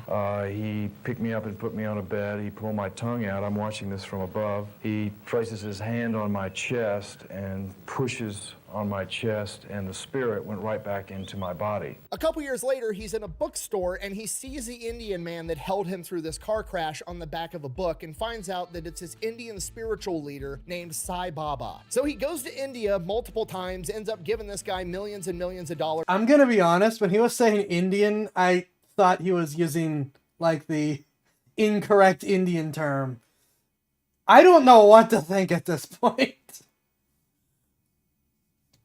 And becomes best buddies with this Indian spiritual leader, Sai Baba. And when Sai Baba finds out that they're building a massive pyramid in Memphis and they're putting a Hard Rock Cafe on the top, Sai Baba gives Isaac this crystal skull and gives him instructions on how to mount it at the very top because it's gonna please the cosmos or put out good vibes or some shit. So that's what Isaac Tigrit does. Then fast forward, the maintenance guys find it, they take it down, they track Isaac Tigrit down, and Isaac Tigrit is like, you need to put it back up there or you're gonna disrupt the cosmos. At which point they're like, no, that's fucking weird. We're not doing that. Alex Jones is already breathing down our neck saying that we're some satanic cult. That turned the friggin' frogs gay. We're not mounting crystal skulls at the top of the That fucking clip pyramid. will So live then forever. people find out about this. People start saying that now the pyramid is cursed, and it's starting to look like it's true because the first night it opens up for a concert, the sewage backs up and ruins the entire event. From here, it's just bad thing after bad thing after bad thing happening. One of the maintenance crew guys plummets to his death. People keep falling down the staircases because the stairs are too steep because they built a concert venue inside of a fucking pyramid. The seats are uncomfy because they made them too small, trying to cram as many people into this auditorium as possible. Again, because it's a pyramid, which is not a great shape to have a concert venue to begin with. Eventually, a bunch of musicians refused. There is a good reason why humans are notorious for making boxes. We just make everything a box. There's a very good reason for that. And yes, I'm starting to be inclined to agree that the skull should have just been left where it was. To even play that venue because apparently the acoustics inside of a pyramid aren't that great. The entire venue just becomes synonymous with not having a good time. It's a huge waste of taxpayer money. Memphis is actually losing money every single month keeping this place open, and the people in Memphis start referring to it as the Tomb of Doom. So by 2007, the entire venue is just shut down. Nobody wants to go there anymore, and now there's just a big empty haunted pyramid on the Mississippi River in Memphis, Tennessee. Cue That is Johnny a sentence. Morris, the guy expanding his hospitality and resort business, and he's like, you know what? I could put a Bass Pro Shop in that motherfucker. It'd be awesome. At face value, it's funny. Why wouldn't you go to a giant pyramid to buy a fishing lure? Supposedly there's a skull mounted in every Hard Rock. I mean, it is one of the most successful cafe franchises in the world. Maybe that has something to do with it. That's hilarious. But we're also going to call it the Redneck Mecca. Why is that funny? Well, because Mecca is the holiest place in the Muslim faith, and every single Muslim on the planet is obligated to go there at least once in their life if they're physically and financially capable of doing so. We're going to quietly insinuate that every redneck in North America has a religious obligation to make a pilgrimage to Memphis so that they can buy a fishing lure from our pyramid. Then we're going to put a 100-room resort at the bottom of it. We're going to have a bowling alley. There's going to be an indoor swamp, a shooting range. It's going to be fucking awesome. And I know what you're thinking. Why on earth would you want to put your retail business inside of a haunted pyramid? Because your customer base is rednecks. You want to know who doesn't give a shit about being haunted? Rednecks. If anything, it makes it better. You know what's more fun than being able to go to a pyramid to buy a fucking fishing lure? Being able to go to a pyramid, buy a fishing lure with the slight chance that you're going to get to shoot a ghost with a shotgun loaded with rock salt, okay? Okay, these are rowdy, fearless individuals. I I will remind you of my own story, because I I grew up in, well, it was more hillbilly than redneck territory, but there's a lot of crossover. And gun store in the middle of the woods, dirt road, gravel parking lot, selling genuine silver bullets. And when I asked the guy about them, and if they were for werewolves, I kid you not, he said they also are pretty good for vampires. Which is also mythologically accurate. I've told that story before. It will keep coming up. I wish I had had the money to buy them. But yeah, this is a thing. These are who Charlie Daniels was talking about, okay? If you told a story about any other demographic on the planet that started out with they made a deal with Satan, it would be a cautionary tale where this guy loses his soul. Not rednecks. Rednecks are gonna beat that motherfucker in a fiddle contest, win a golden fiddle because they can. So the pyramid being cursed, I used to be able to play that downside. song. If anything, it's an upside. The only real downside, to be honest with you, is that, well, you're creating a tourist attraction for rednecks, and if they're staying overnight, they're probably going to get drunk and rowdy and get naked and take a cannonball into the fish tank. Man made quite a splash at a Bass Pro Shop when he swam naked. Police say he crashed his car in the parking lot, took off all of his clothes, he jumped into the water yelling cannonball. And then, of course, there's the cost. Obviously, buying the world's 7th largest pyramid that's on the river on prime real estate is going to be pretty expensive, whether it's haunted or not. So Johnny Morris doesn't really know if it's going to be a good business idea. He definitely doesn't want to lose money, so he just kind of like sets it in the hands of God and lets him make the decision. He decides, you know what? I'm just going to schedule a fishing trip on the Mississippi River right near the pyramid, and I'm going to go fishing for catfish, and if I catch a really big catfish, that's going to be my sign that I'm going to buy this pyramid. And sure enough, Johnny Morris goes on this fishing trip and catches a 34-pound fucking catfish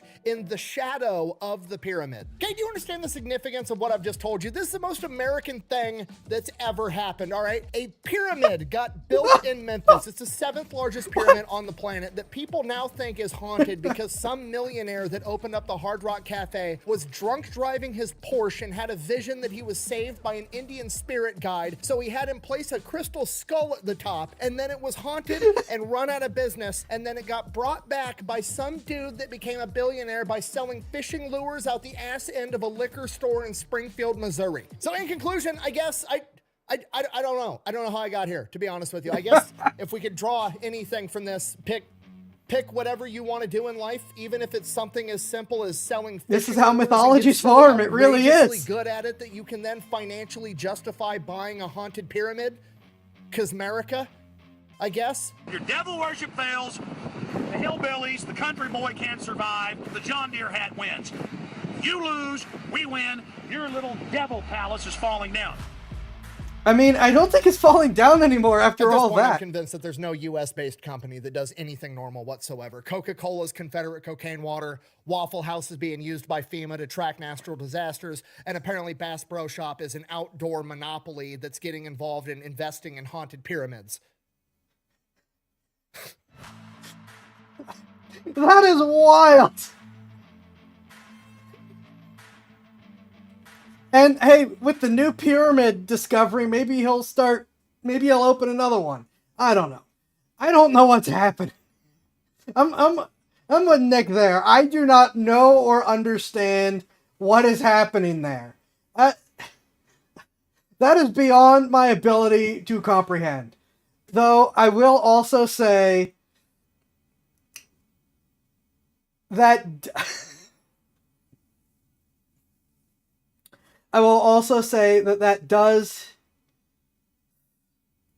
that does follow the lines of how mythologies form in terms of sequence of events. As absolutely baffling as that is. I haven't seen the Coca-Cola one either. I say I'm going to put it up for Sunday at this point. I've got nothing. That was not what I was expecting at all. I don't know how to understand or process what that was. I just know that it was. I'm actually going to have to go to a Bass Pro Shop at this point. What the heck?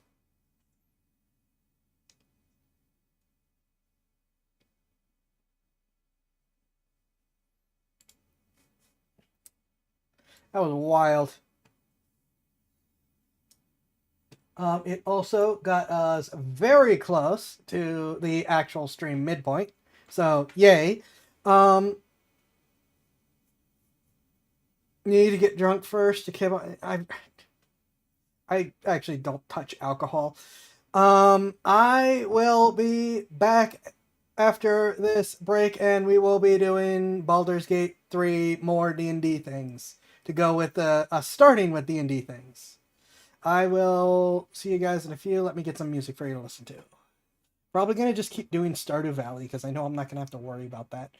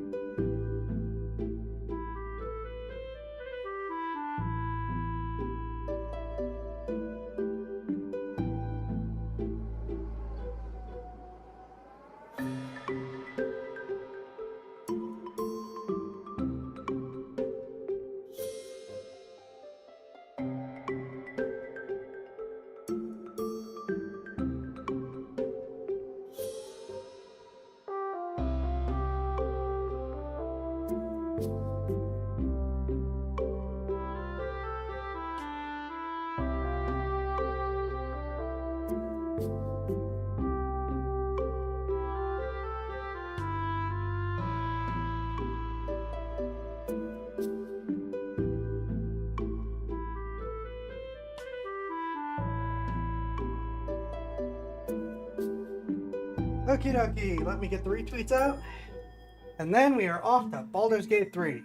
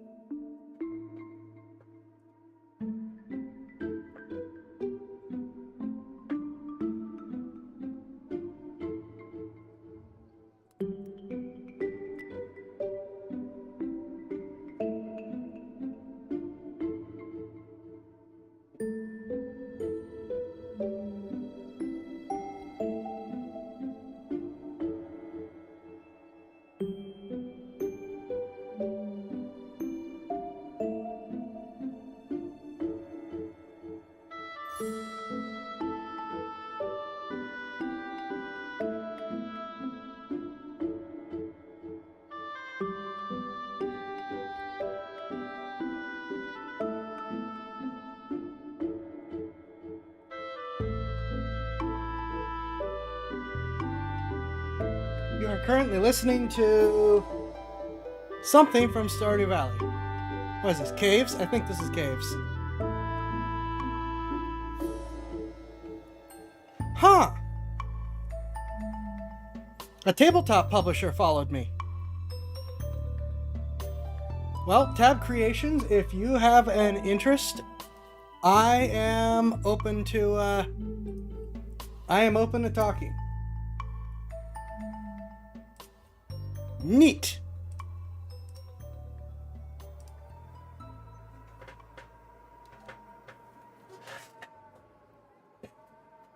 I'm afraid I haven't heard of them before, so I know nothing about them, but that seems cool, so I am happy to talk. Alright, let me get the rest of this together.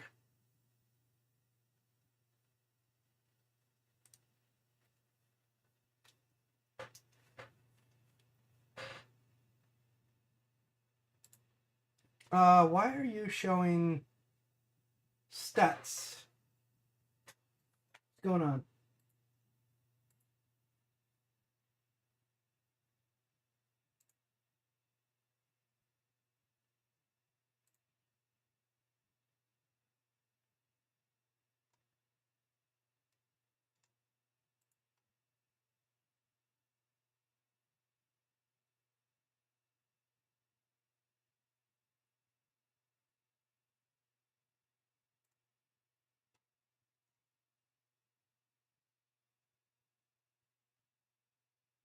Chimera and Castles like Dungeons and Dragons, but made by a company that doesn't hate you. Interesting. Kit converted up to what?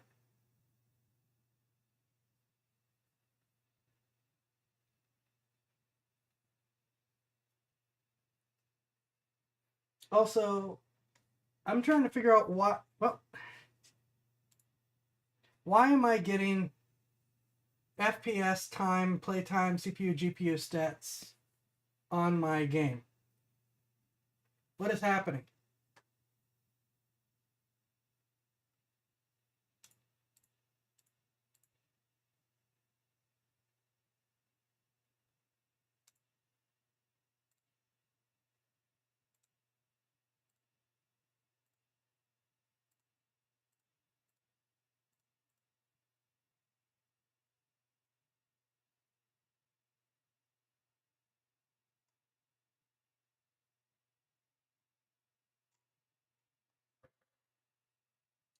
We might just have to live with that because I don't know what's going on.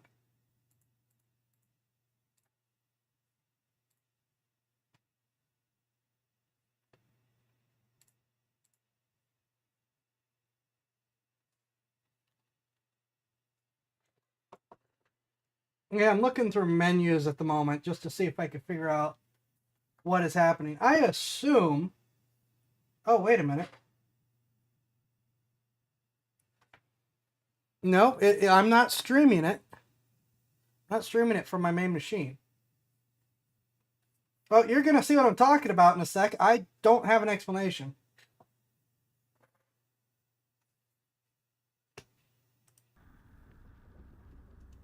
It's that little green up here in the corner. I have no idea what's going on there.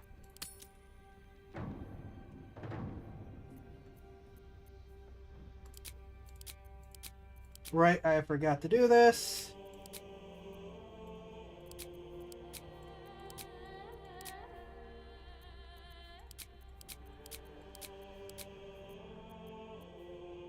Oh wait, no, I don't want those.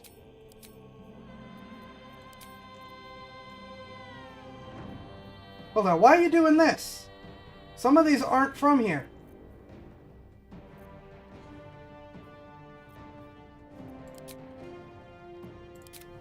Some of those aren't from this. Alright, we're gonna go in with broken mods, I guess. See if it works or not.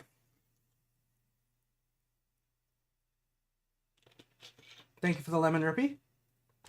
Oh right, I can now update this again.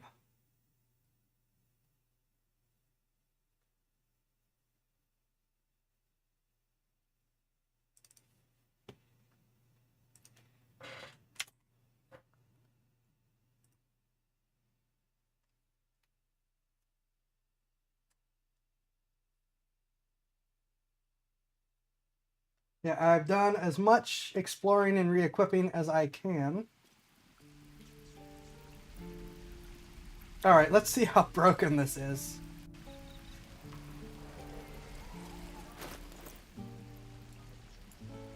I probably should have gone through still and made some changes. Anyways, everyone's been re-leveled, set back up.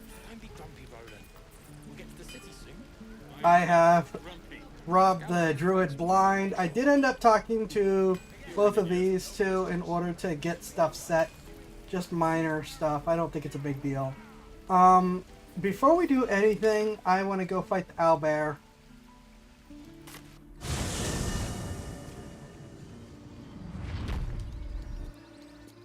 I should probably go through the characters here. Quick show of what we have. I'm going to be focusing on spellcasting, so I went to the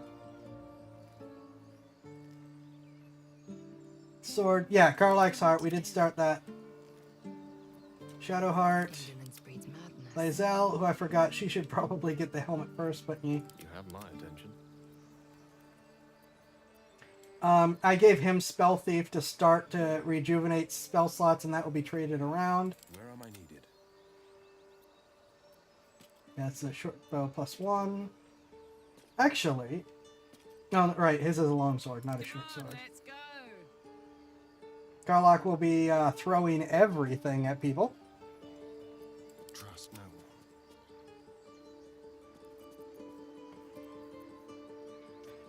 And look at this. Look at this real quick. +13 to stealth and +14 to sleight of hand, and he still can't rob anything. That giant list of same saves, that is me trying to steal stuff with him. That's the save scumming it takes to be able to steal anything with Astarion. Swift as my feet can carry me. I've been advised to that I should, for exploring, use the controller. Maybe.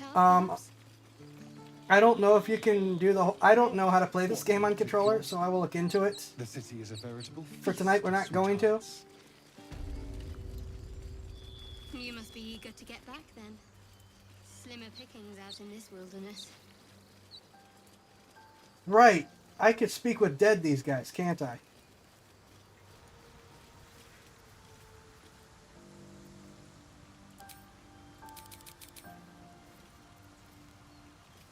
I should be able to speak with dead these guys.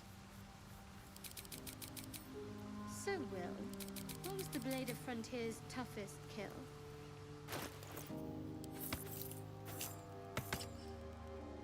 Hankering for human flesh.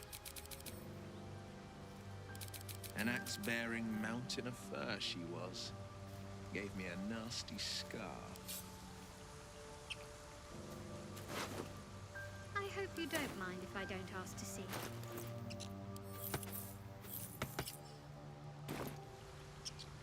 I don't know why I can't speak with dead these guys.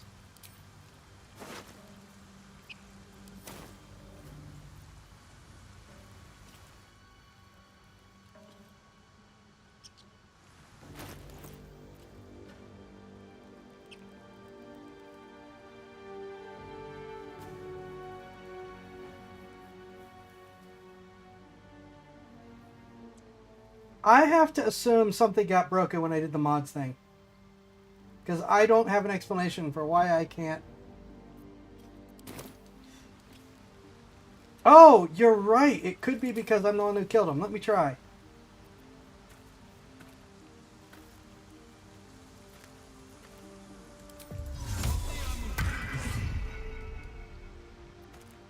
Nope.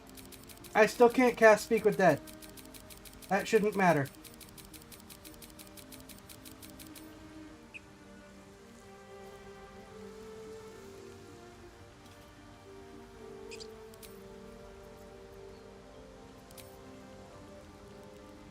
Also, where's my dispel option now? I got the thing for down here, but it's not always the greatest thing. There's the end shapeshift. I don't know what's going on with the Speak with Dead thing.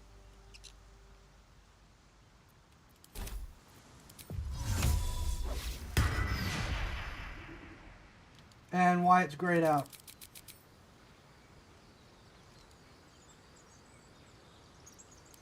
I have to assume something got accidentally broken, so we will return here to do other things, to try again later. For now, we're going to do the owlbear. I know that if we... Actually, no, I don't know. I forget. With owlbear versus chicken. No, we're going to try the shadow thing now. I have not figured out what the shadow thing does. We're going to try that right now.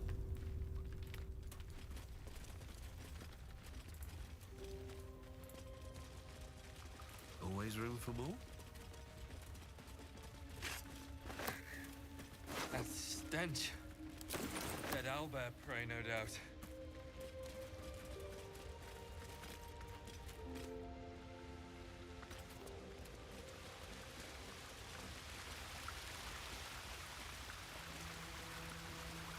There's a lot of us, but that owlbear still hits like a truck, even in a group.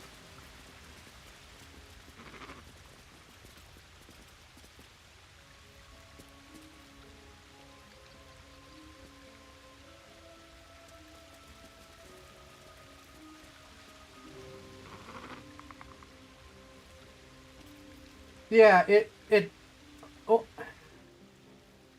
I think it only works in shadow and darkness, but I still don't know what it actually does. You feel the quake of its heavy footsteps before you see it. An owlbear, its beaked face looming out of the darkness. What's this? Something weak, something tender.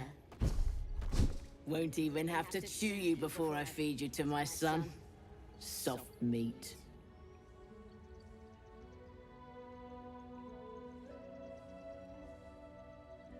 I'm just gonna pick the fight immediately. I'll tear you in half before you touch a feather on his head.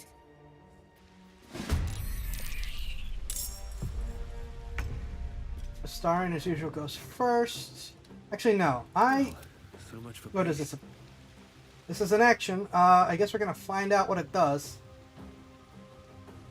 What path lies before me?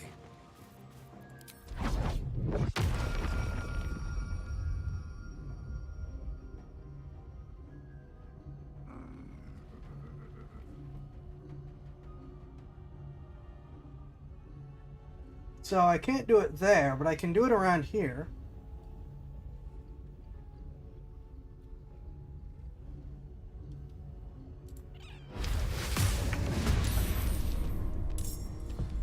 What?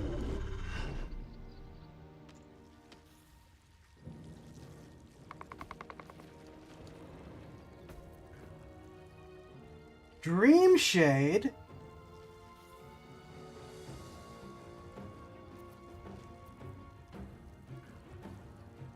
Okay, this is Shadow Blend. Affected entity is invisible. Has advantage on attack rolls, opposed disadvantage on the enemy. Is the stream dead? It shows live for me.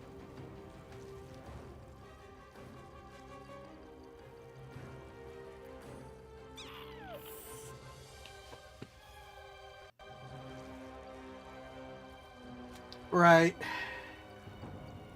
I'm sorry, Rippy. See invisibility. Shadow Veil. Lightly or heavily obscure. Enemy is resistant to bludgeoning, piercing, slashing damage. Dash. Help. Fly. Terrifying Howl. Menacing Howl. Blink. And Dismiss.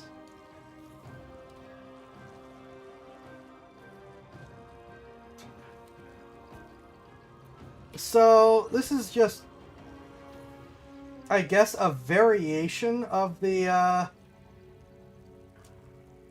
Shadow Sorcerer Hound, I guess. Yeah, this thing hits like a truck, apparently. 48 plus 3 necrotic. I don't think this is scaled right, though I'm still not sure where it came from. Maybe it is scaled right and I stumbled across something I shouldn't have yet.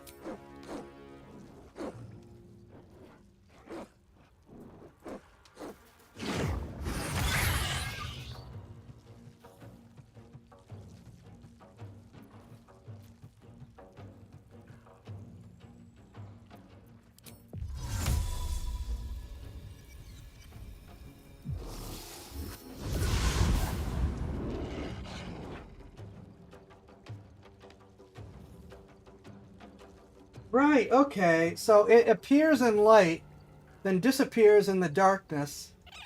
Okay. So it's not like the Shadow Sorcerer Hound. Which is just invisible, I think.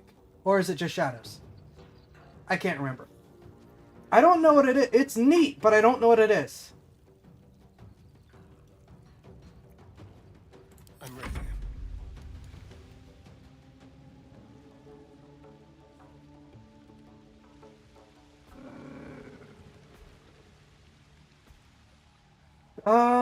You cannot get into stabbing range unless I use a cunning action.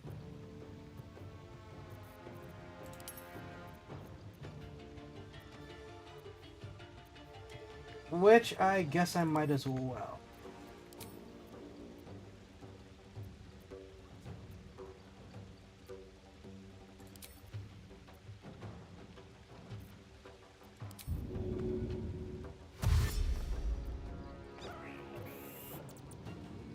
Over here.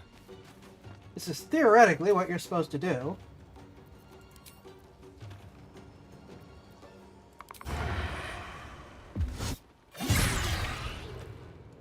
Okay, he's actually pulling his weight this time. It only took massively setting him up for it. Nothing will stand in my way. That took my action. I do finally have a crossbow. Well, 2 hand crossbows. So I can fire as my bonus action, doing a whole 3 damage. The least impressive move so far. I'm gonna fly up here.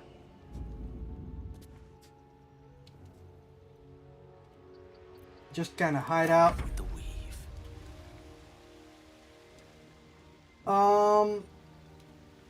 I mean, we could have you use Spell Thief and see if you can pick up a first level Outflank. already.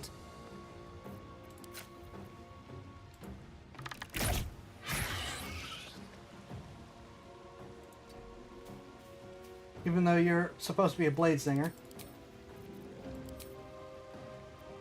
Victory awaits. Wait a minute. Can you blind it? That would have been great if I had started with this. Swift and lethal.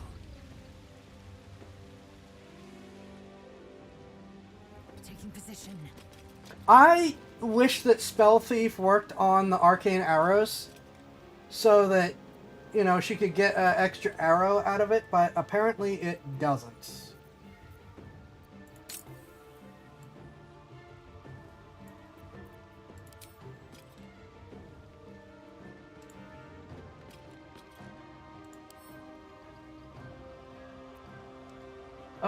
Wait a minute. She might as well do this.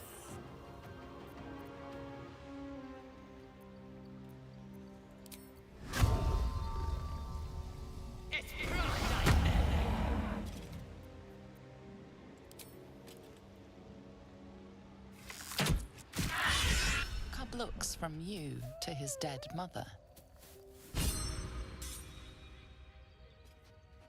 Wake.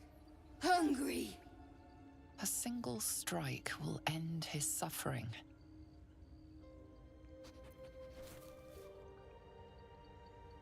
Hungry. Food. You watch, speechless, as the cub begins to eat his mother. I like how it starts really sad and then that.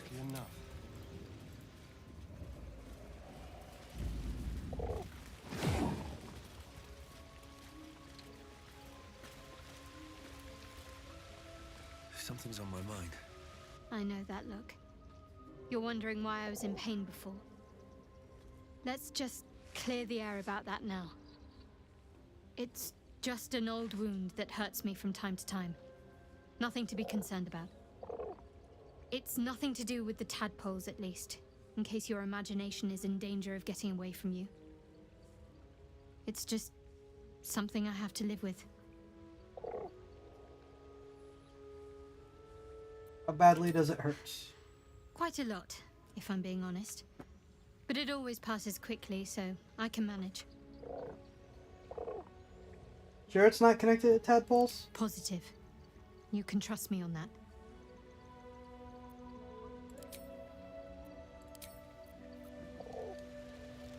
Alright. Don't mind if I do.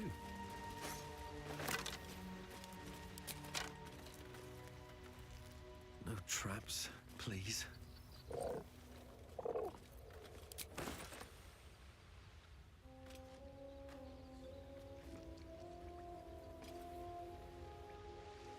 Very well.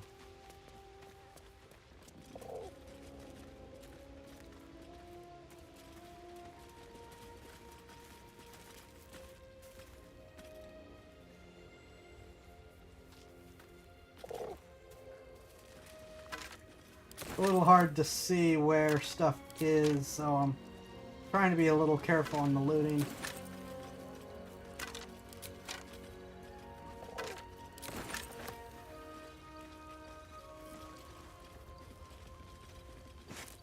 An owlbear egg. These are supposed to be worth a fortune. I don't know what's going on with the dog, but I guess I just have it now.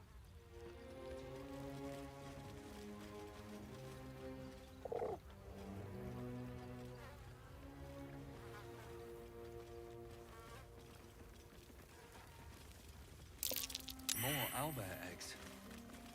Already hatched. No point in taking these. Hey, a shrine.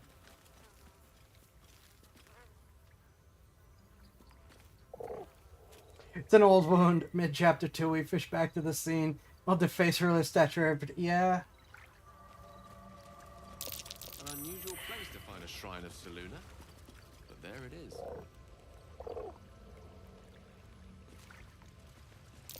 A magical seal. No luck picking that.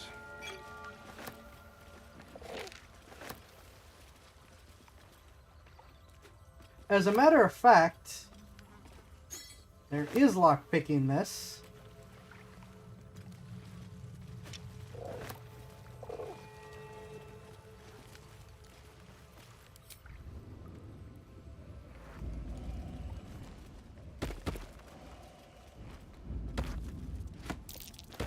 That might be worth a look. I don't know. Can I pet the dog? Sheet. With the same symbol as the one on the chest. Let's get out from over here and I'll try.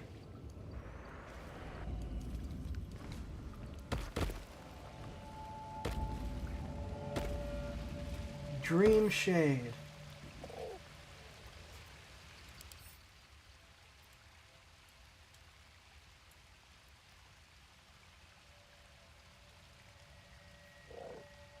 When lightly or heavily obscure, and is resistant to bludgeoning. Okay. Dark Vision. Look down Jaws. Prey attack. Shadow Veil. Shadow Blend. Sunlight Weakness. Oh, interesting. When in sunlight, this creature has disadvantage on attack rolls and saving throws.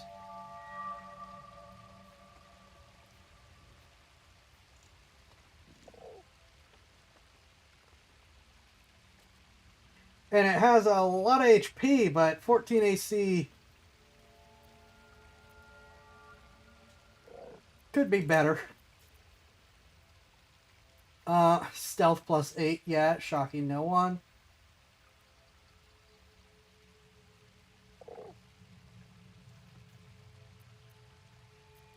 Hmm.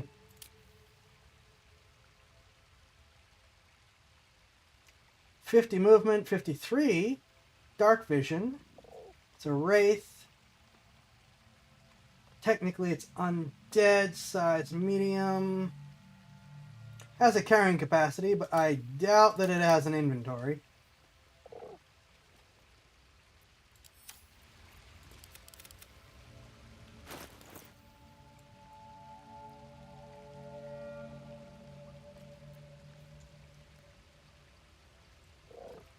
Now it's blanked out, so I don't think I can send anything to it. No one's stopped me yet.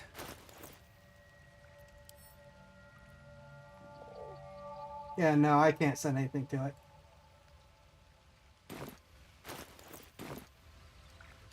Now, let's see if we can get away with this, shall we?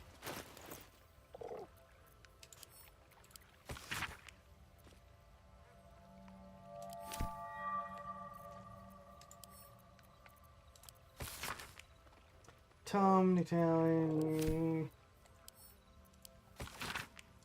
Prayer dedicated to Lune, imploring all to accept the Moon Maiden's blessing and share in her bounty. There we go.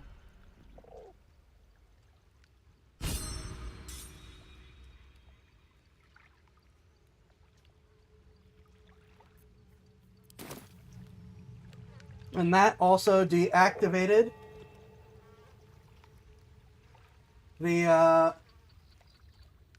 the box. And we gotta convince Shadowheart that this is a good idea. You should leave it, or even destroy it if possible. Don't be ridiculous. There could be something useful here. But why?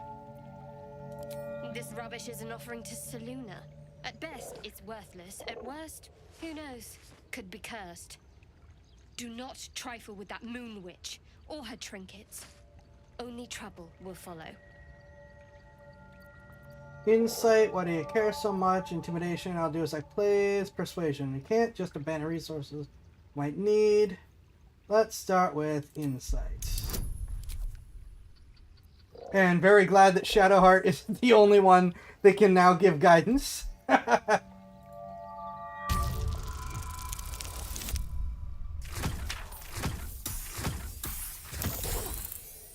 Hi, and welcome to Shenka.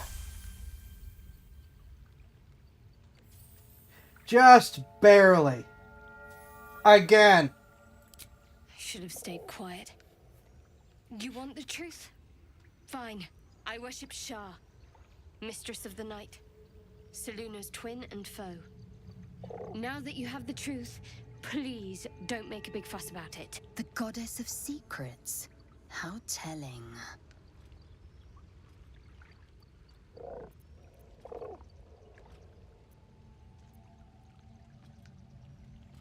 I don't care, your worship, we have bigger problems. True. I didn't think you'd react so pragmatically. Perhaps I should have told you sooner.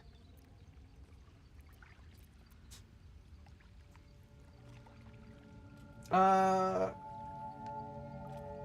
me more. Talk to me later. We've got more pressing matters to see to right now. Ah, crap, that's...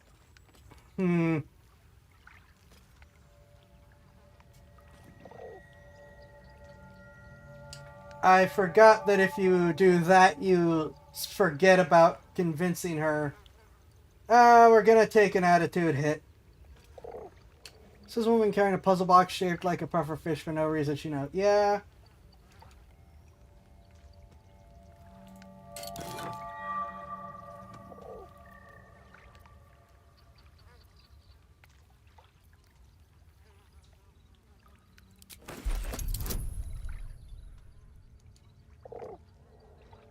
All right, now,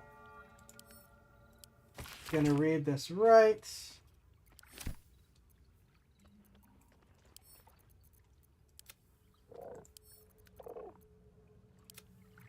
Moondrop Pendant. With 50% hit points or less, they don't provoke Astarion. Not Astarion, Gale. Lovely day, this. But now, You are the wrong kind of squishy.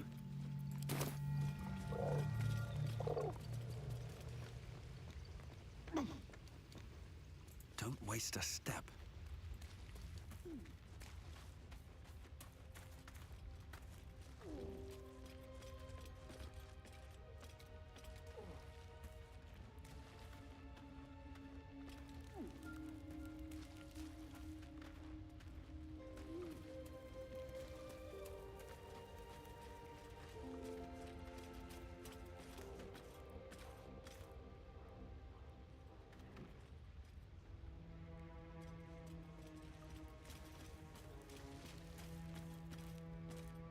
All right, is that everyone? Oh, right, that's right. The reason I went through all this.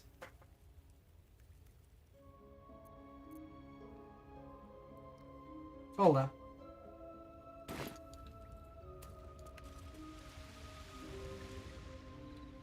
Did I not loot the owlbear?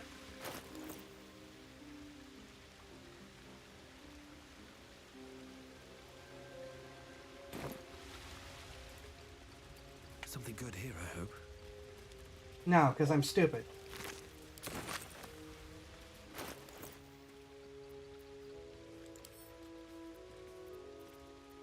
Assume nothing.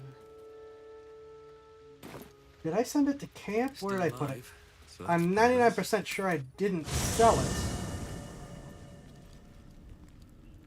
What's inside? I better not have sold it.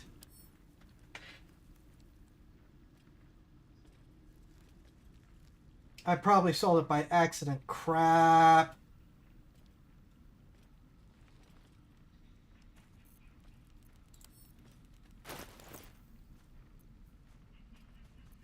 My faith will guide me.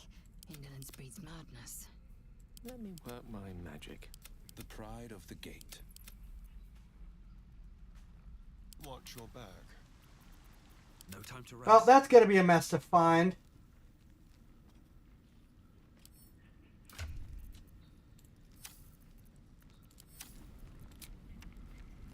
There's only 2 merchants that could have it, but it is not going to be fun sifting through all the stuff I sold. And hoping that they didn't drop it from their inventories.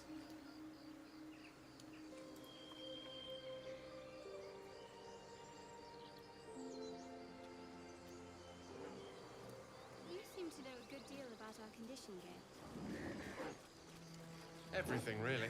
Not to put too fine a point on it. A humble specimen, aren't you? Do you have any idea what the reset would be for that?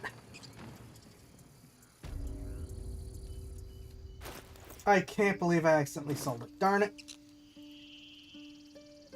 I'm gonna check this guy. It absolutely shouldn't be with him since I've only stole stuff from him, but I'm gonna check anyways.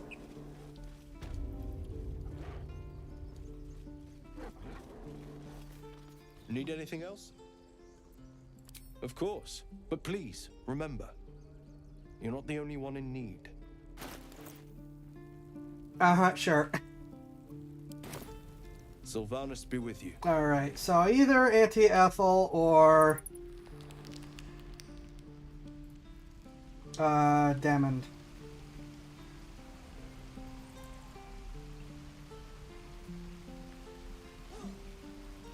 Oh, I didn't even know you could go down those rocks. Hello, Petal. Need anything? Any lotions or potions? Hey, bother.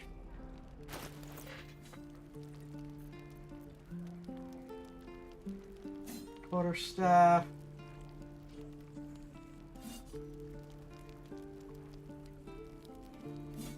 Nope, it's not here. Take care now, sweetie. It's not. The problem is, it's not the owlbear. It's me having apparently sold or discarded something else. Looking for steel? It's not the owlbear that's the problem. Something close. Oh right, I didn't actually go through this conversation. Of sorts. Used to be a bread and butter tinsmith before Elturel fell into Avernus. These days my talents are more eclectic. Learned a lot in my time in the Hells. hope to forget most of it.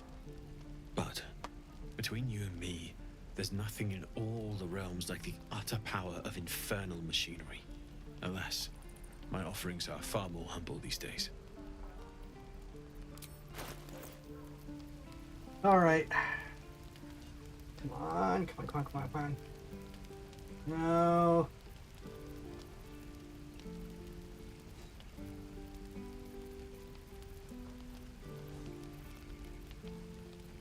Aha! Shaft of a broken spear.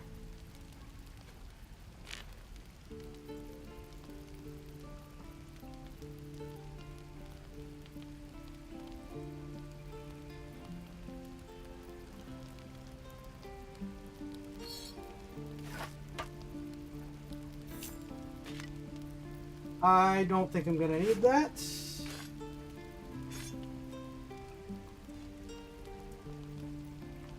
I don't remember what I need the heavy stone for, but I need the heavy stone for something.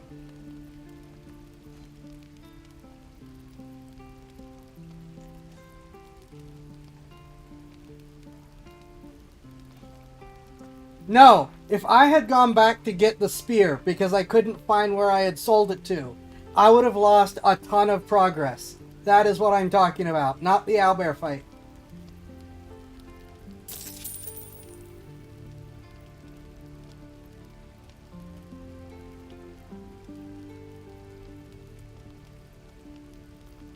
I'm trying to think. Other than maybe grabbing another hand crossbow, but I really don't think there's much of a point there.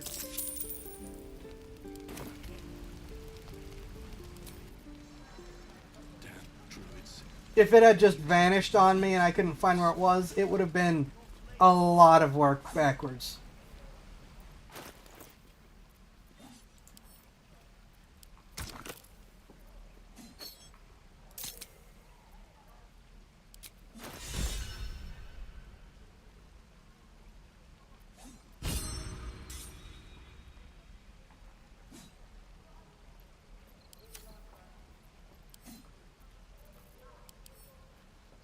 The vision of the absolutes.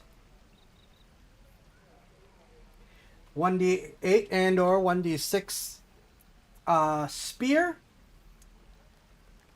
Versatile throne. Comes with the usual charge.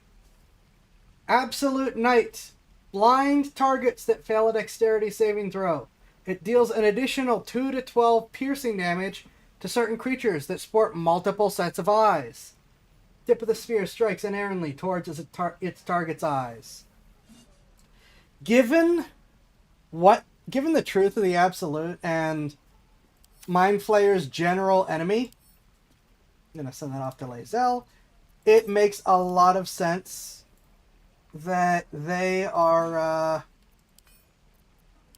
that they have issues with things with more than 2 eyes.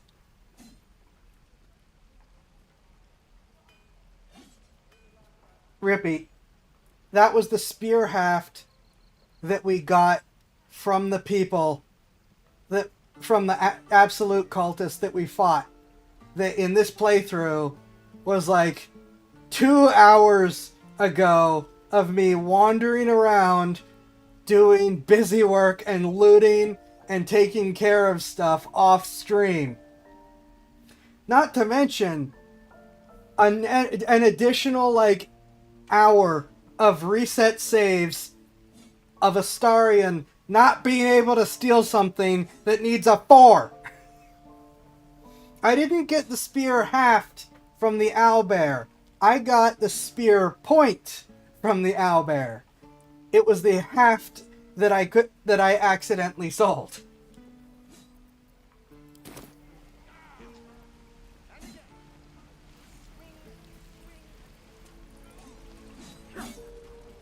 Yes, Spear of Beholders have bad day.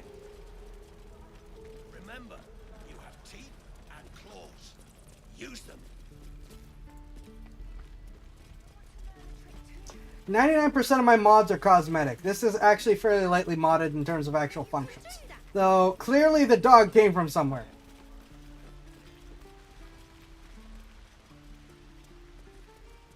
please, let us through.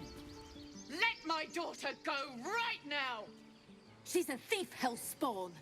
And you will wait for Korga's judgment. Now get back! Oh, let me through, Ragrasham, or I'll rip your damn throat out!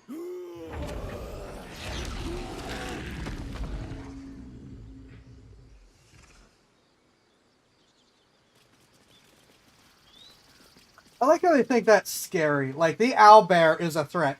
The bear, not so much. Do all the damn rituals you want! Damn it! We could have taken those guards.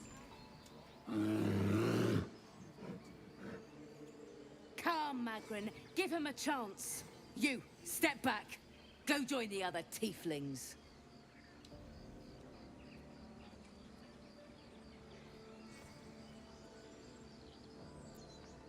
Keep back. Force my hand and I'll show you its claws. You do not scare me.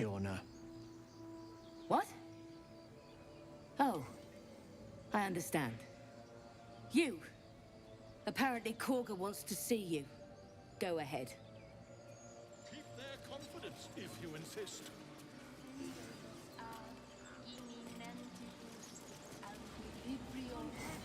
Nothing about the three of you scares me.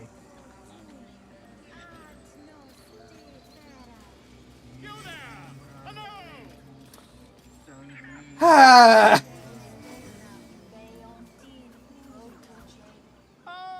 my good friend. You were at the gates just now, no?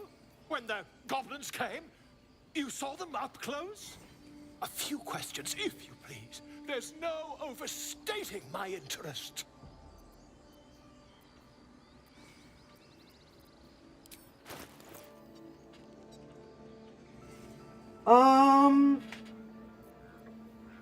Animal speaking, healing, banishment, bestow curse, dimension door, false life, ice storm, misty scroll, shatter,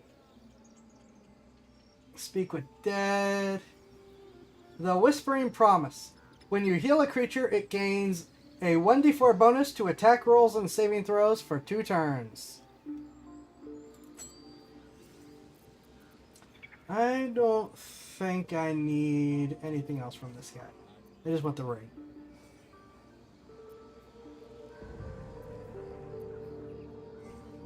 No, it does seem appropriate to buy his guide. I don't think I will. Ah, screw it. We're buying the ghost book. So it's just food. I don't think I need the scrolls or potions.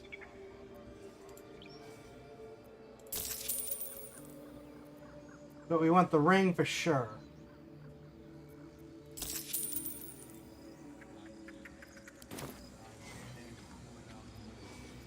Ask your questions. Glory.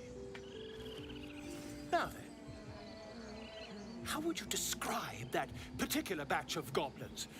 Size, nature, distinguishing qualities? You search your mind, successfully recalling various details of goblin behavior.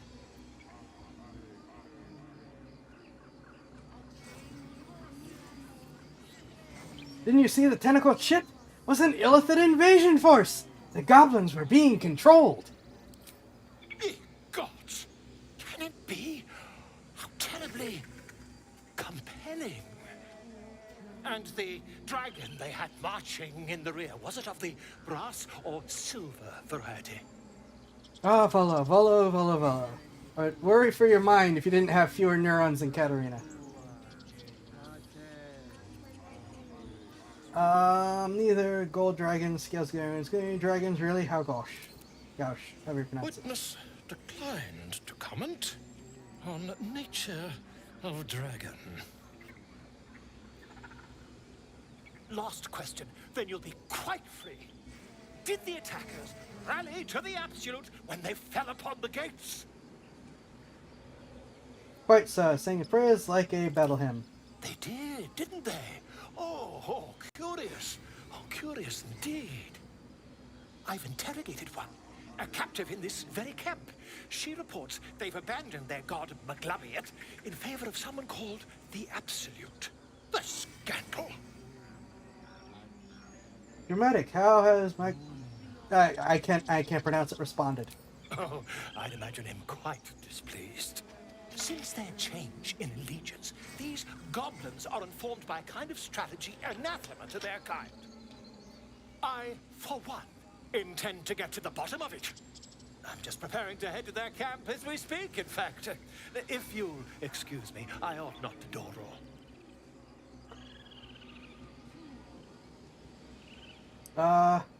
What brought you to the wilds in the first place? Why, goblins, obviously.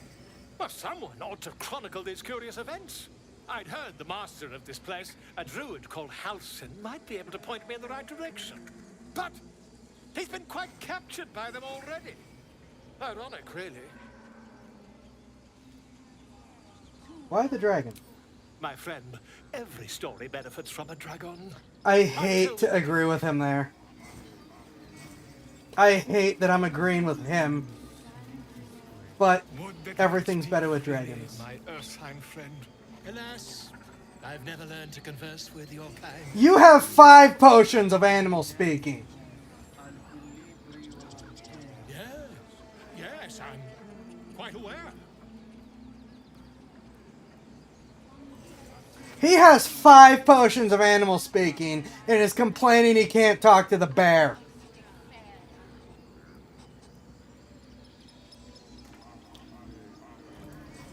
Just a moment. This man is recording my story. I am far from home. As the colourful man starts scribbling, the bear sneaks a quick look at the page. His brow furrows. Incomprehensible squiggles surround a crude sketch. A bear disemboweling a clutch of tieflings. To be fair, if you're going to ban a god, unpronounceable is true. Tell me about this place.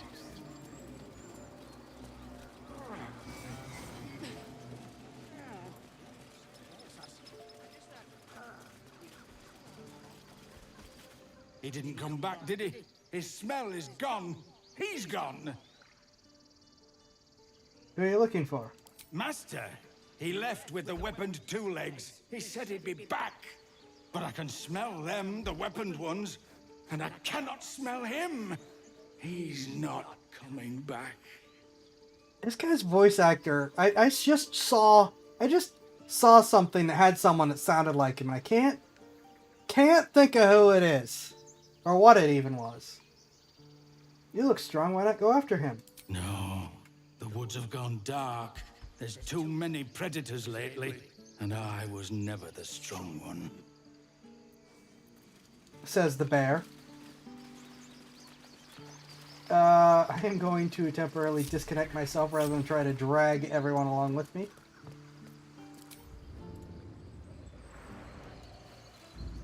What's hiding here?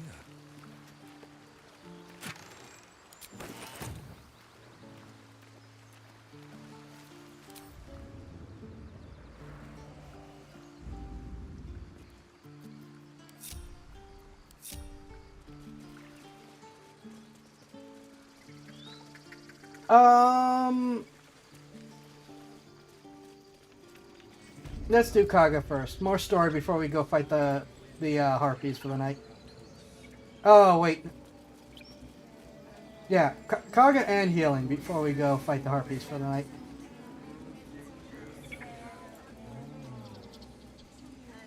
Oh, sounds like Rippy wants us to go fight the harpies first. Shh, I'm concentrating.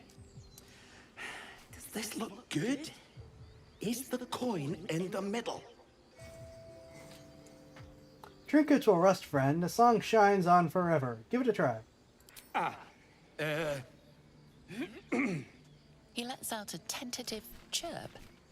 Gaining confidence, he starts a song, abandoning his nest-building efforts. Which means I am free to loot everything.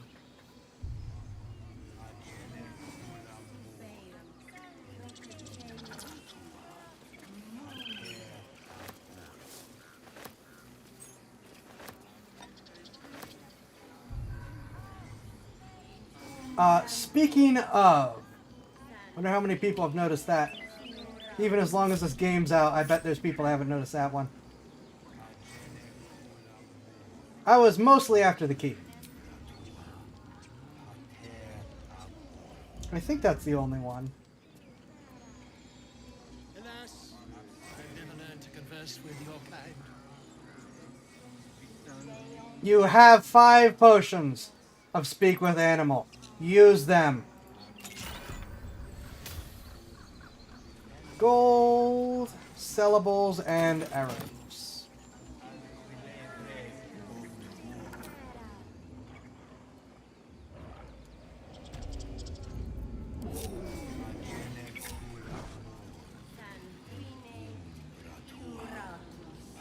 Maybe I need more pockets.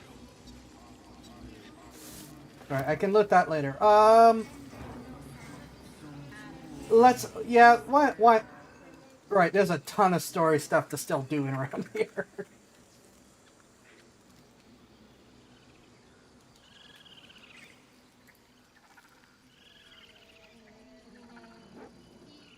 Alright, we are going to help her with the music, and then Harpies will finish off the night, probably because...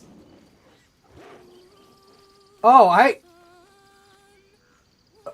Uh-oh.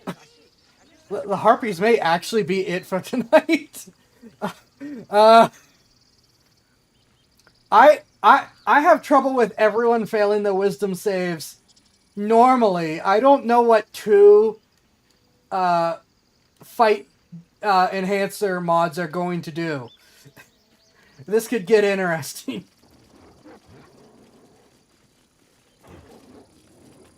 It hurts! It hurts! Please, make it stop! Shh, you're ruining the song. Don't you think it's awful? We'll save you, poor soul. The critters start a duet of their own, attempting to drown out the bard's music. They look at you expectantly.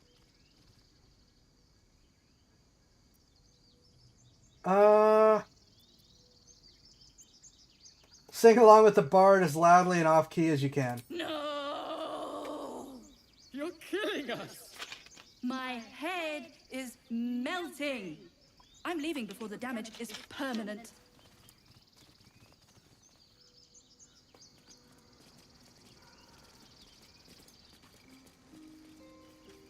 Dance upon the stars tonight.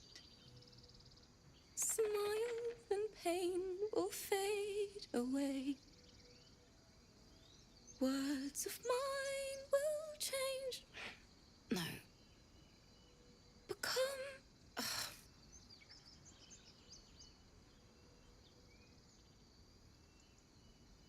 What did that poor instrument ever do to you? You're butchering it. You think I don't know that?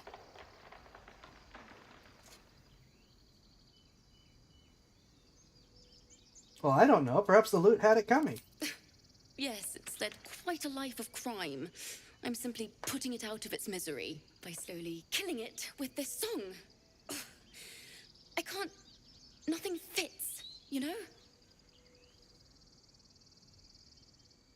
What's the song about? My teacher, Lihala. She loved dancing. Had 2 left feet, mind. I remember waking up one night on the road and seeing her dancing beneath the stars, a huge smile on her face. Thinking of it now, my heart hurts. And my words just seem to crumble, like ash. Wait. Words of mine will turn to ash.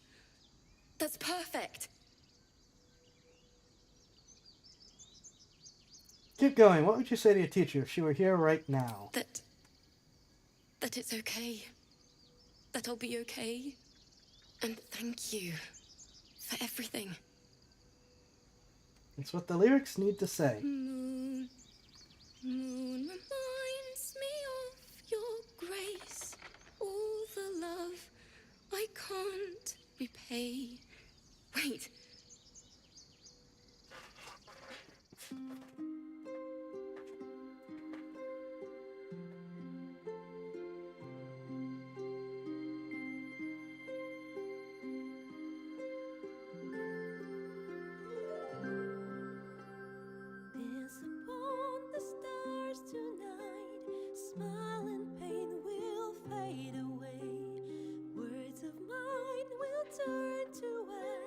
when you call the last lights down.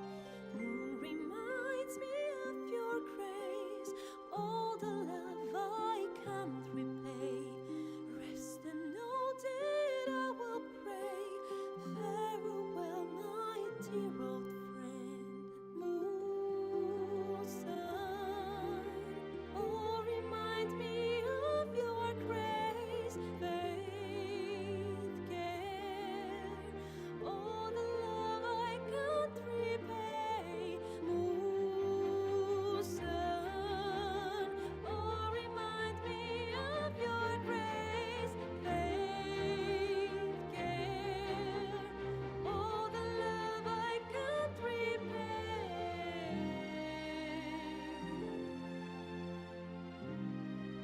Even Astarian's smiling. He doesn't want to, but he is.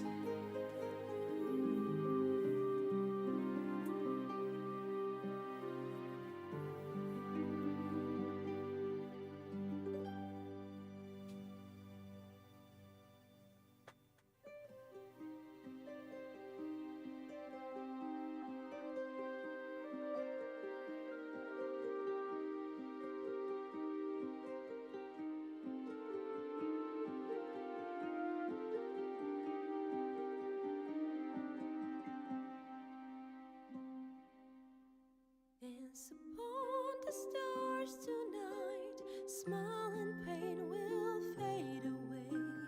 Words of mine will turn to ash when you call the last light down. Moon reminds me of your grace, all the love I can't repay.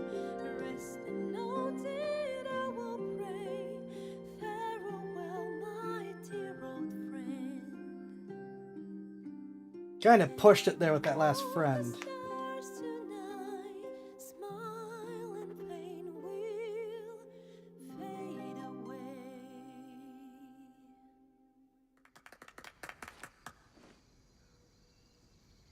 Sorry.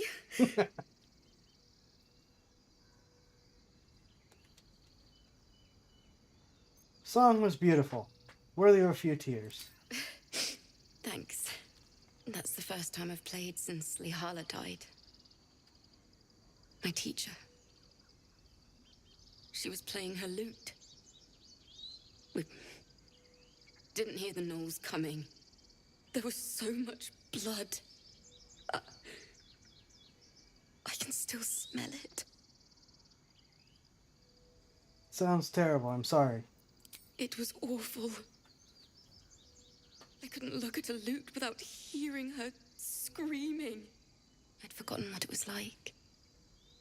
That itch to perfect a song. The Weeping Dawn will be my gift to Lihala. I've a long way to go. But thank you. I needed this. Upon the stars tonight, smile and pain will fade away. Words of mine will turn to ash when you call. Alright, Astarian, let's see if we can do this in one try this time. Hardly a challenge. Hardly a challenge, he says. Look at all those bonuses!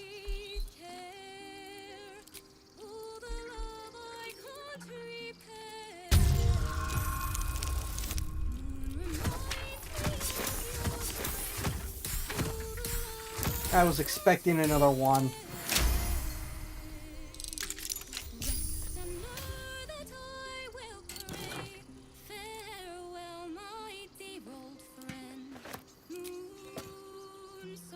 All's well that ends. Not as bad as it could have. Alright, now I will keep this around for when I need it, but...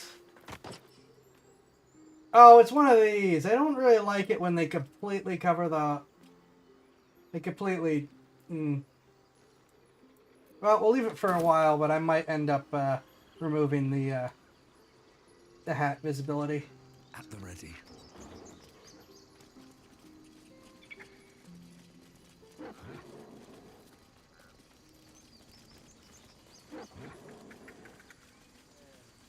Actually, should I go pick up some undead for this fight real quick. I think I can get 2 zombies, right?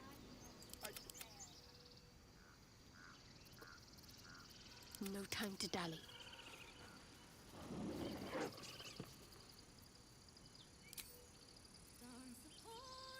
Or 2 skeletons. I could also get 2 skeletons.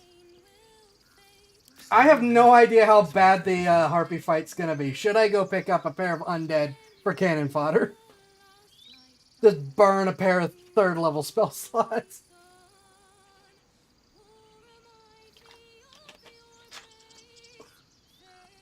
There's dead bodies right outside the grove, so we don't have to go far to get them.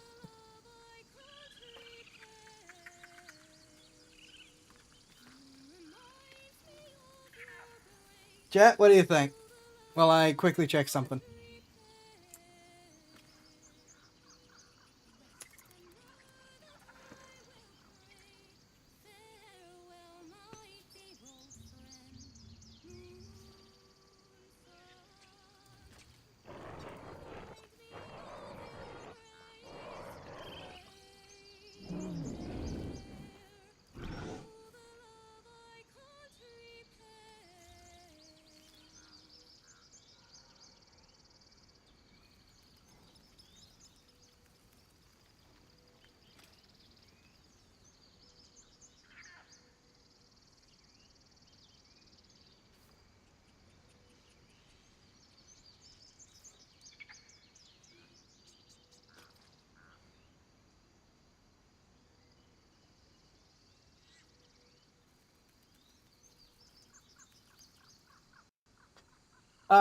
Zai goes to store, picks up some milk, an egg, a couple undead.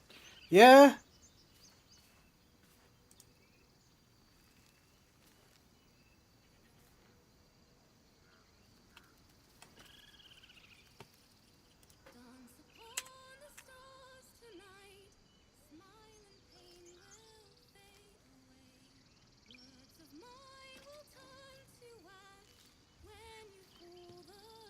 Up to says get the fodder.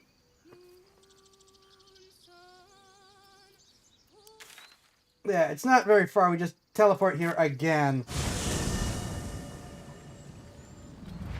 A pair of 3rd level spell slots is a lot to spend, but I do not know what I'm walking into, and unless I'm like running like super over-leveled mods and powers, the harpy fight wisdom saving throws really chew me up most of the time. Normally I go with zombies because they can make more zombies. I'm tempted to go with skeletons for the additional range so that they can, you know, fire arrows at different targets. Yeah, we're gonna... No, they'll be pretty useful as archers anyways.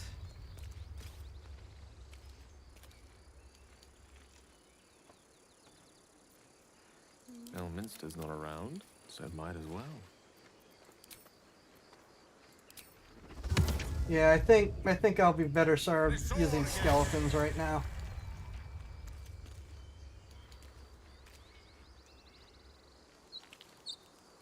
And they're the only 2 that have animate dead right now, so that's it. We're taking off.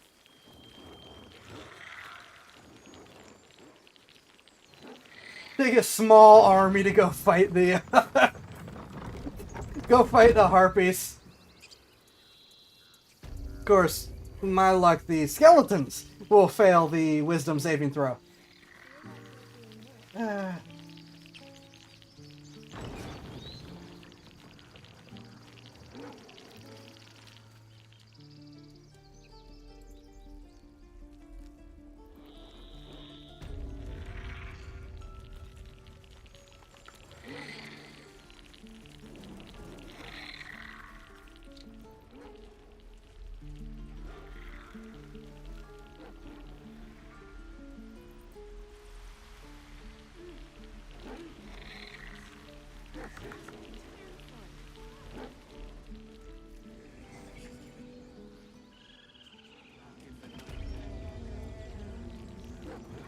They're just watching me come along with this undead hound and a pair of skeletons. Like, don't worry about me.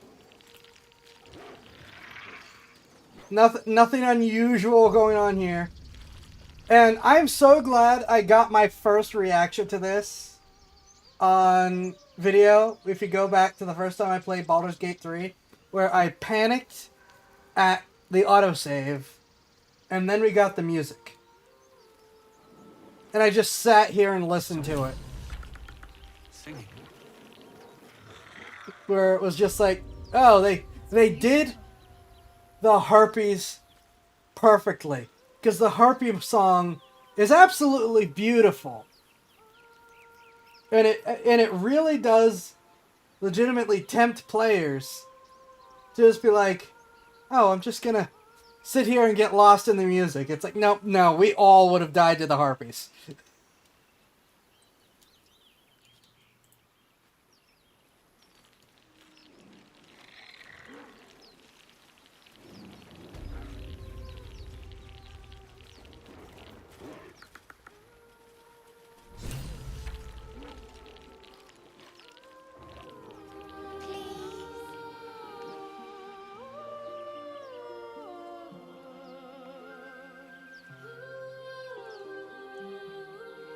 Is it even worth setting up? Because we're gonna start and like everyone's gonna have failed their wisdom saves. Is it even worth spreading out and setting up?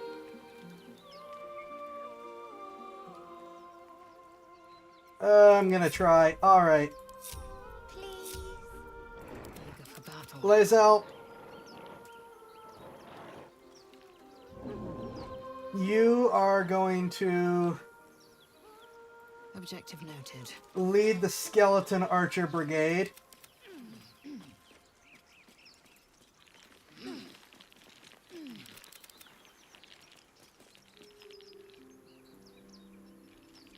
gonna put all three of you up there. She is gonna be closest to the vines to be able to drop down as she needs.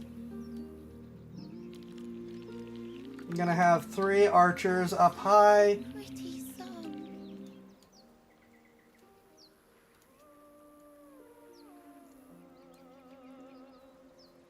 And I am technically one of our ranged people, but I am not. I am also the face.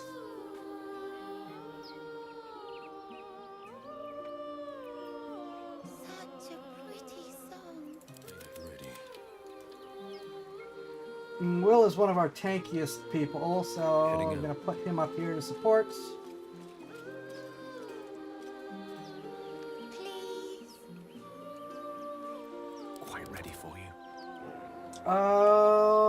As a range, let's get you here. You can also melee, but... No! Don't trigger! Ah! Listen. Don't shush me!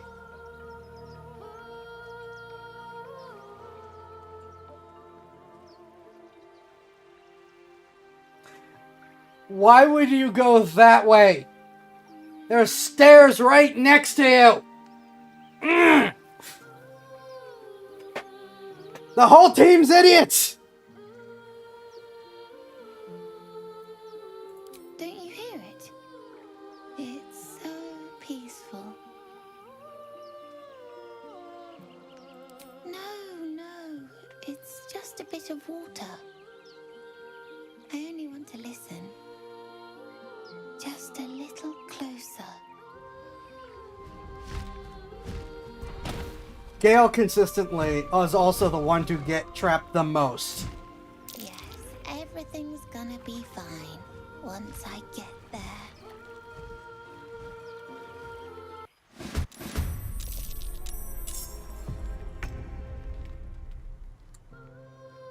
Oh, there's a couple of us that actually aren't in combat yet. They just didn't notice us. Cool, maybe we can get away with this a little bit, but...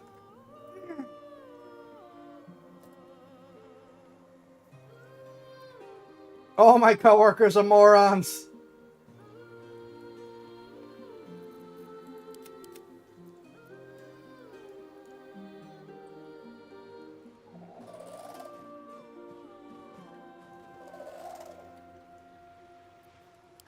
All right, where actually are they? Okay. One is there. One is there. I can't believe they all got the bottom of the list. One is there. One is there.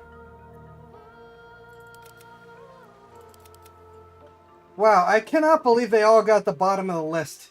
They never get the bottom of the list.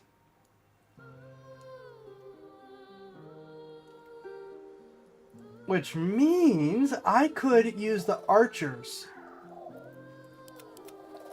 to try to knock out some of these ones that can see.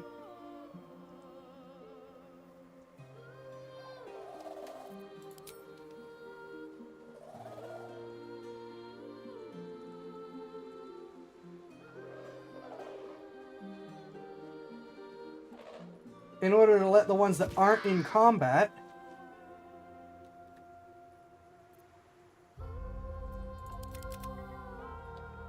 get closer.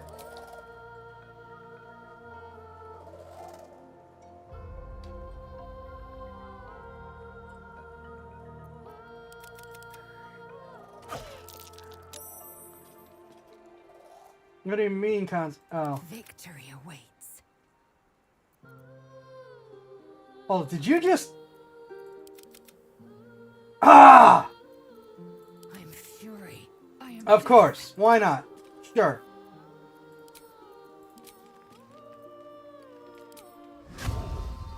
It's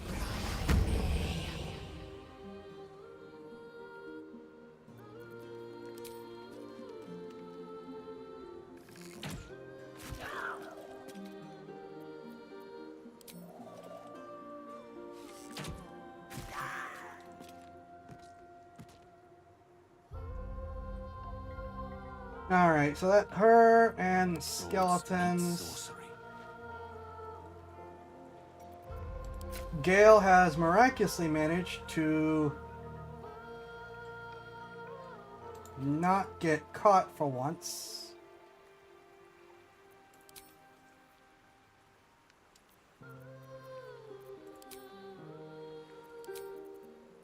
Let's continue to try to get a first level back. Let's light them up.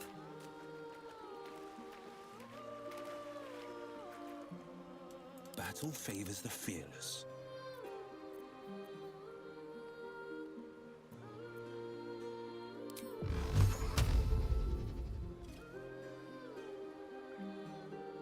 Making my move.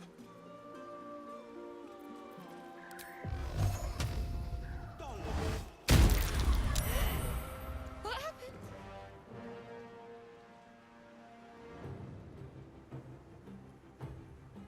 Nope, that took out 2 of them, but not enough to actually help with the, Careful, I bite.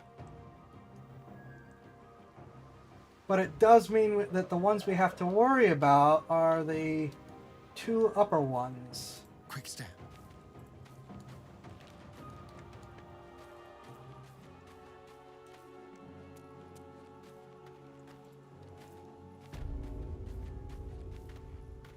On the hunt, the element of surprise.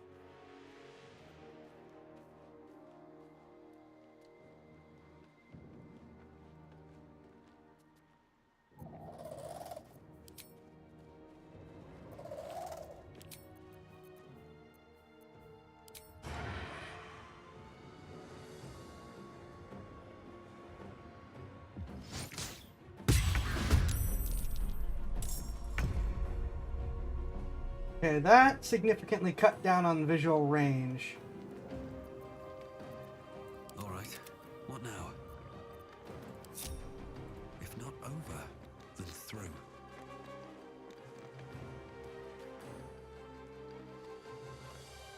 Can't risk being in open view.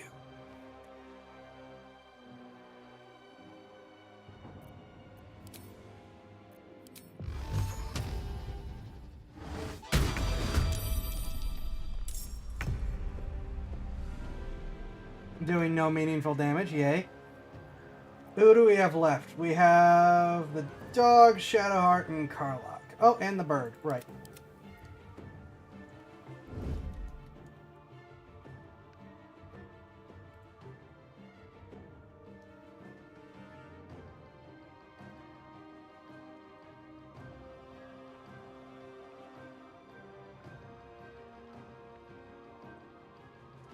with the bird that can probably fly over here and blind it.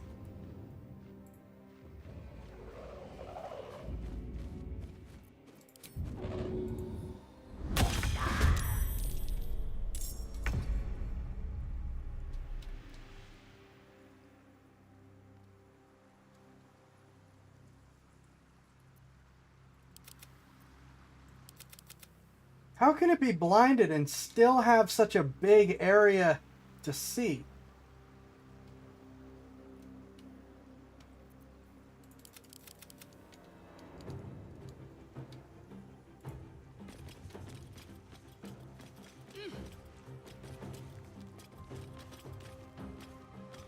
Got to keep moving.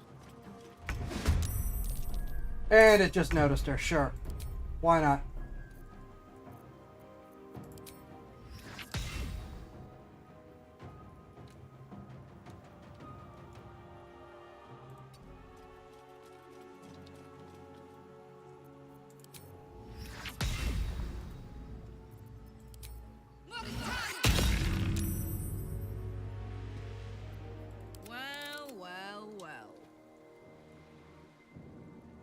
Right.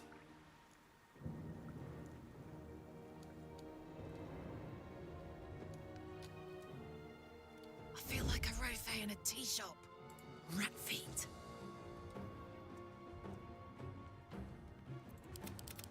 I don't know that the dog's gonna be a big... Hold on. Right, dog doesn't have a hide action.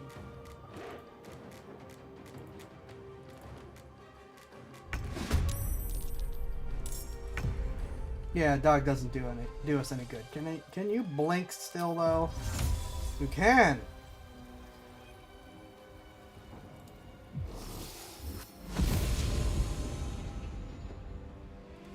Can't blink enough.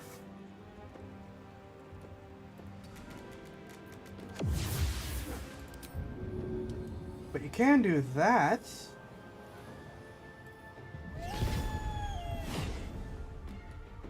Menace? Okay, sure. I will ascend. Don't be shy. Bro.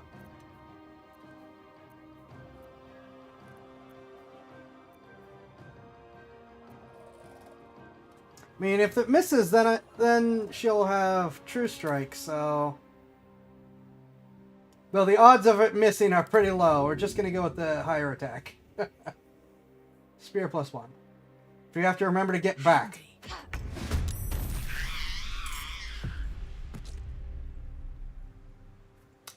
Right, I could have done that and then moved the dog, sure.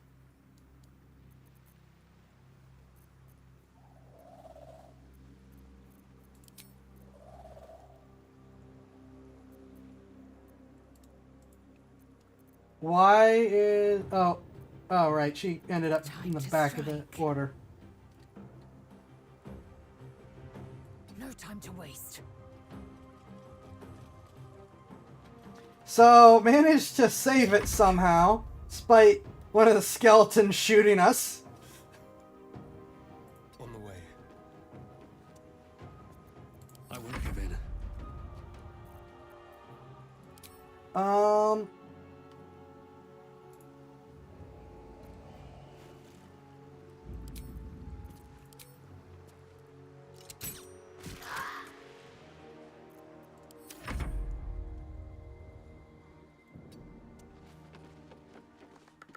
Mistra Rill. Can't give up. Yeah, most people's turns are finished because of how I handled this.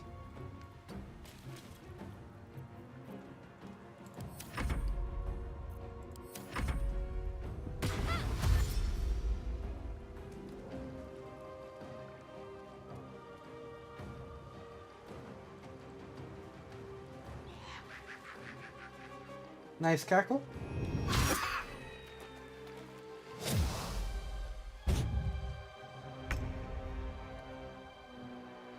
So this really almost was horrific, and I just got really lucky.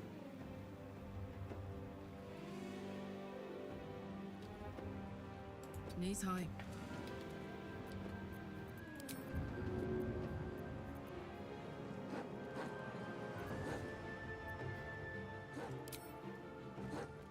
This'll help. On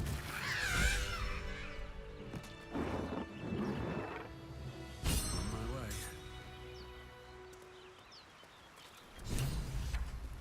I should speak up. Are they gone? You're gone, are you? See a child with calming tune. Who are you? I'm Zai, Slayer of Monsters, Teller of Tales, Savior of You. The pleasure is mine. Wow. I'm Murkon. Oh no. I had to get the gold from the nest. Mole will be so mad. I got to go. Wait, you should meet Mole. She'll be grateful you helped me. Find a boy called Donny. Tell him you want to see the dragon's lair.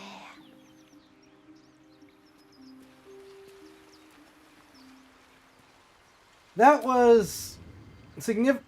It started off awful and then became significantly less painful just because of raw sheer luck. Tiring business, isn't it? All this traveling and adventuring. Why don't we take a little break? Allow ourselves a few moments of rest? Gives me a chance to talk to you about something, well, rather important. We've been on the road together for a while now, haven't we? Survived some perils, overcame some obstacles. Ever since you were kind enough to free me from that stone, I've seen you demonstrate remarkable guile and courage. The way you diffused the tension between Zevlor and Aradin, the way you got that boy out of a harpy's clutches. In short, I've grown to trust you. The reason I make a point of saying this is that I've grown confident enough to tell you something I've yet to tell another living soul, except for my cat. You see, I have this condition. Very different from the parasite we share, but just as deadly. But is it contagious? No, nothing like that. Though if I fail to treat it, then the consequences would not be contained to me alone. What it comes down to is this. Every so often, I need to get my hands on a powerful magical item and absorb the weave inside. Every time it cuts to Gale and I see the Spell Thief's magical receptors sticking out, I think he has an arrow sticking out of him. Details. I can say no more on the matter. Not now, anyway. Just trust me when I say it's all of vital importance. It's been days since I last consumed an artifact, since before we were abducted.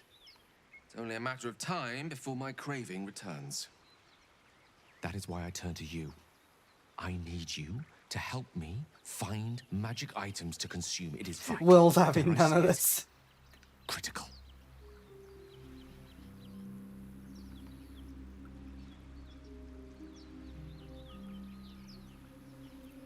We've already done the finding.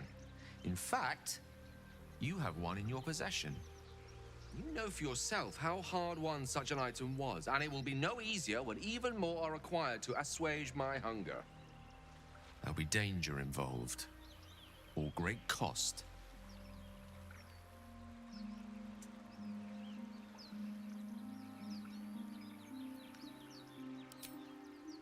Valid question.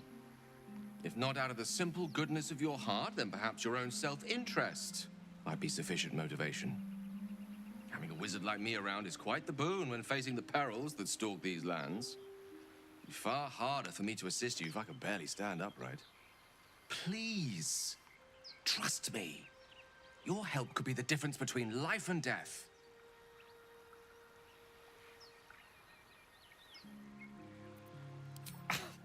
Thank you. I see my trust in you was not misplaced.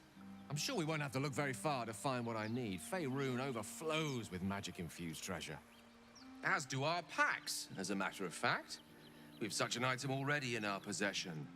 Primed for the moment the need arises. There's a mod that gives you expendable items. I recommend you download it. Alright, I'm not going to go through the whole thing. I am going to quickly pick up the spears. I can do the looting later.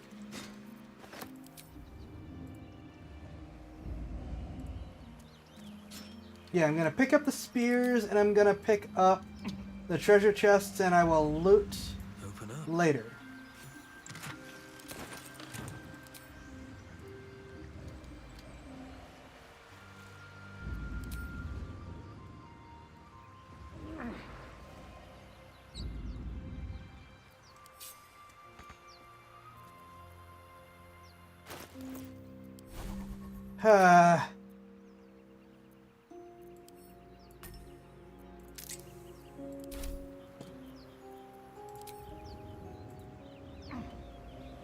Let's see what those harpies were hoarding.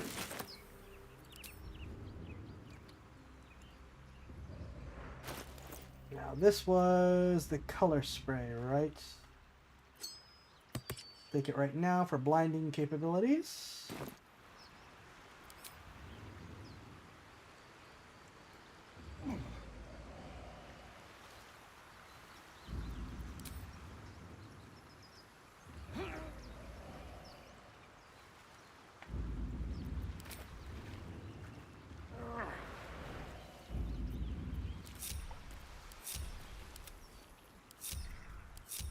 No one back home will ever believe this.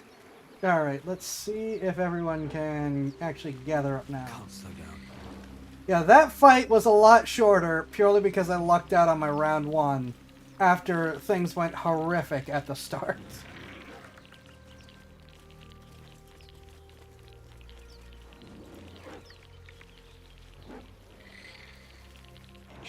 But now we can continue on with the story to finish up for the night. They're such a beautiful I heard you mumbling that line to yourself earlier. It needs more work. Fortunate for his tongue, he didn't say it to me.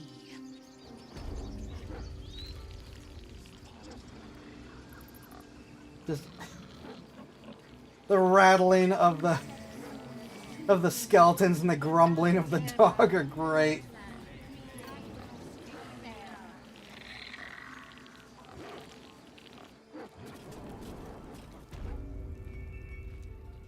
I'm sorry. I'm sorry. Have you lost your senses, Koga? Release her. She's stuck.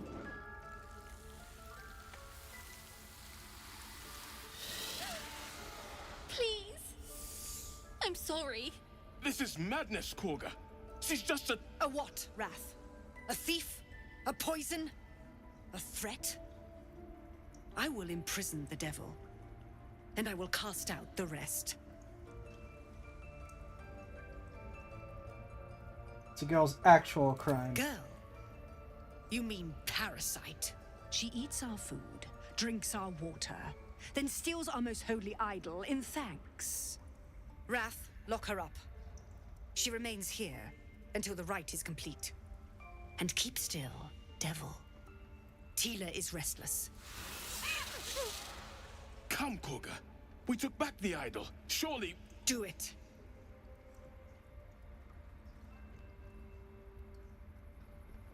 Finally, we can use the read thoughts.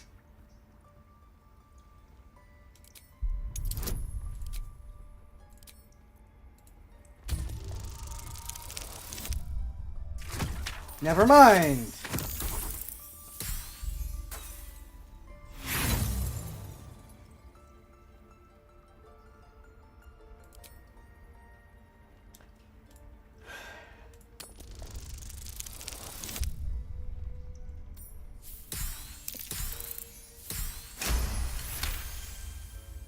Thank you. Halsin is gone. I am first druid now.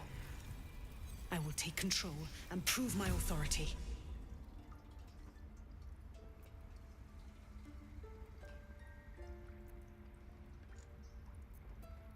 Your authority now prove your mercy. Sylvanas more concerned with nobly sown seeds and punishing children, was he not? Fair words. Child, take to the others word of my grace. Sifasif, Tila, to me. It hurts. Thank you, Koga. Master Halsin... Halsin isn't here. Keep his name off your tongue, lest Tila pierce it.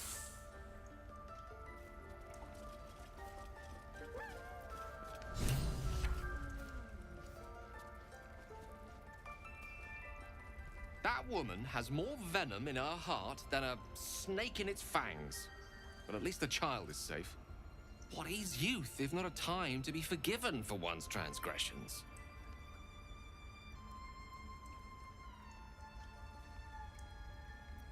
Couldn't agree more.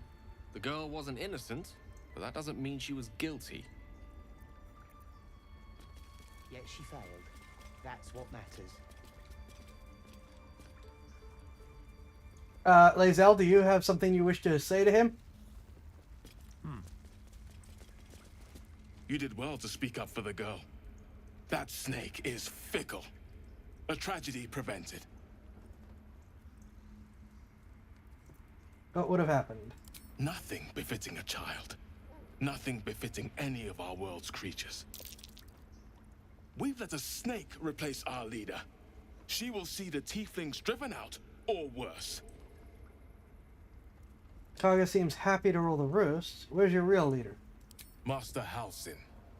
Perhaps goblin called, perhaps dead. He'd set Mistress Korga back in line. Hold her to task, stop this damned ritual. More will die if the rite is finished. So many more, sent into a world gone mad.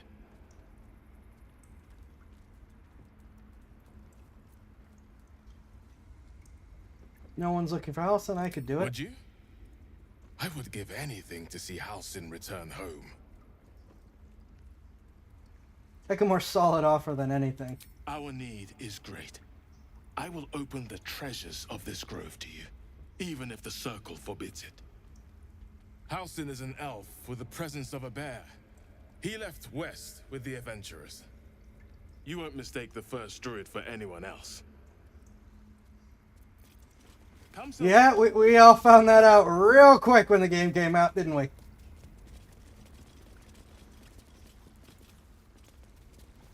Go on. Say it. You think I'm a monster? Yes, and you will not be surviving this playthrough. Monster? Too kind. A demon, more like.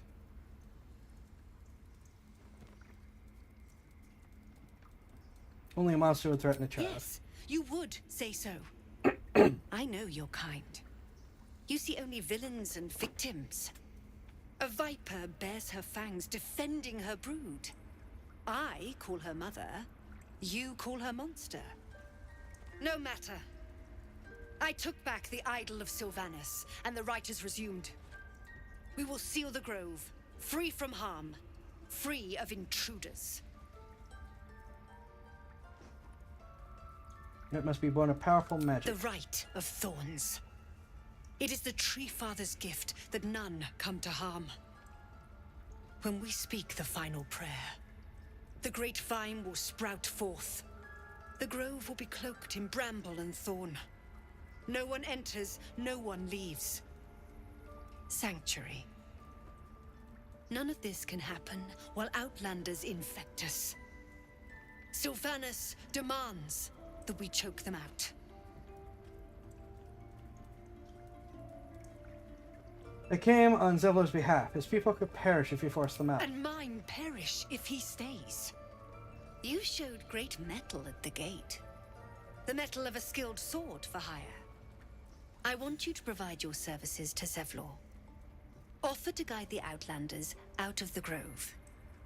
I'm sure they'll reward you well. They're to be gone before final prayer.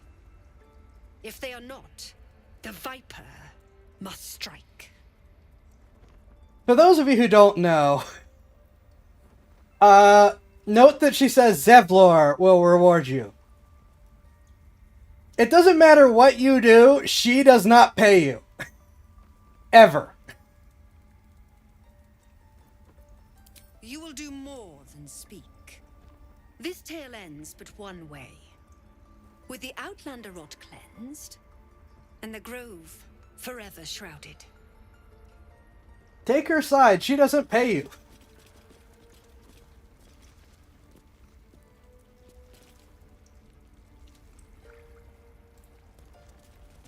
Now, There is work to do.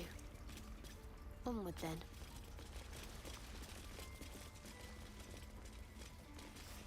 nope, don't close the door. Stop it.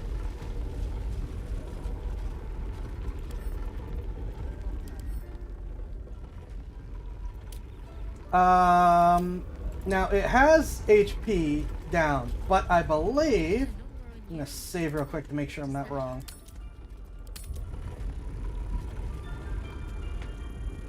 If you use a lesser, no, it's not lesser restoration.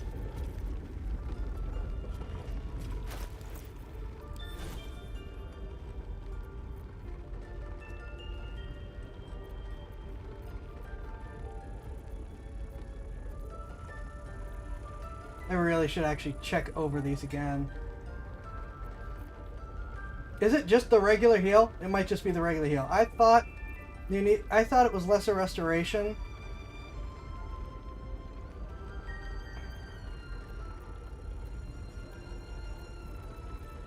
Maybe I'm wrong. We could just use healing word.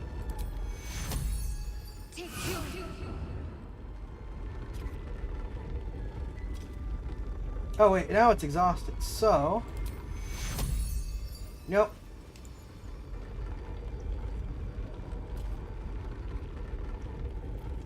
Looking ahead. That feels good. Thank you. But you're feeling better. What hurt you? I was scouting the hills nearby. Got too close to a knoll. They're everywhere up there. Stay away if you can.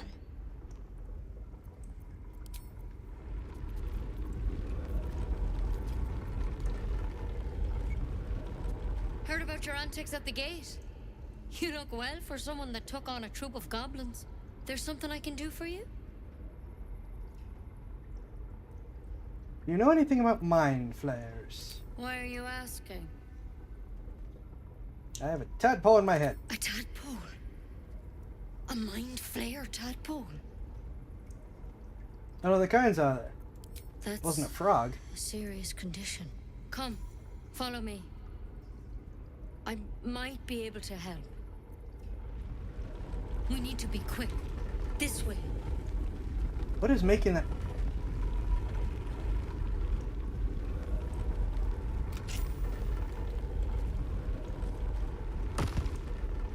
One of these stone doors is doing things. Might be useful. Steal this quick. Time to press ahead. Head on in.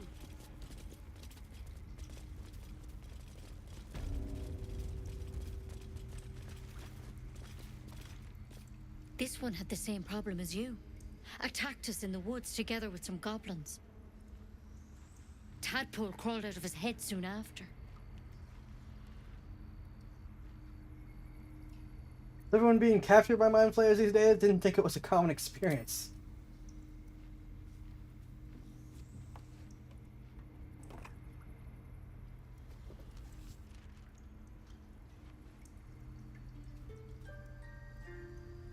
Rather too common as of late.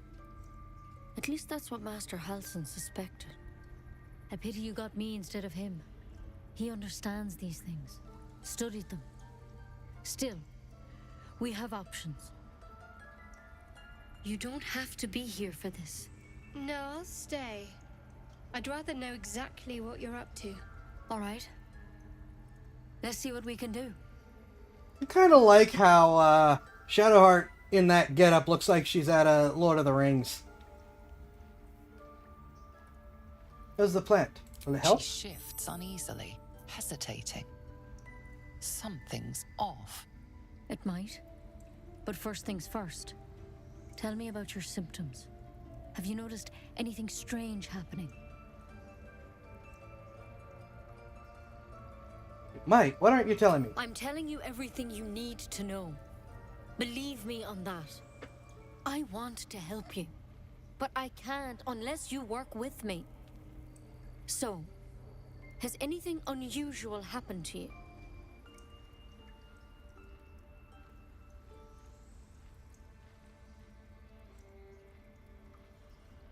The intellect devour spoke to me as if I were one of its own. It recognized you as being infected. Well now, that's something. How'd you pick up the parasite? Halsin was desperate to find where all this was happening. Mind Flayer ship was kidnapped and infected. A Mind Flayer ship? But Master Halsin was sure. Look, you've been straight with me, so I'll be straight with you. You're dangerous. If you transform here, we're all dead. But you seem like a good soul. You deserve a chance to save yourself. This is a vial of wyvern poison. Swear to me, you'll swallow it if you feel any symptoms. What about the branch? The thorn? Coated in a fatal toxin. It was a last resort, in case I couldn't trust you. I don't have a cure. Only a way out. I'm sorry for misleading you, but I had to be sure you weren't a threat before I told you everything. Now, do I have your word or not?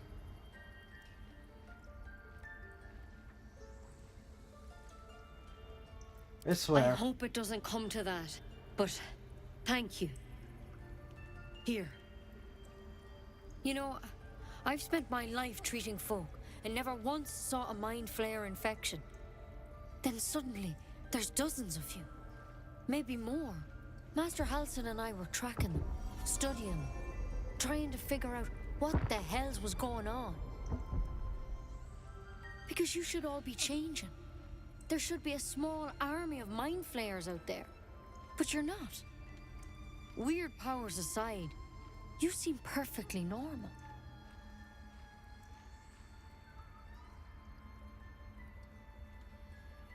Must have learned something from studying For them. one, that thing in your head is like nothing we've ever seen from Mind Flayers.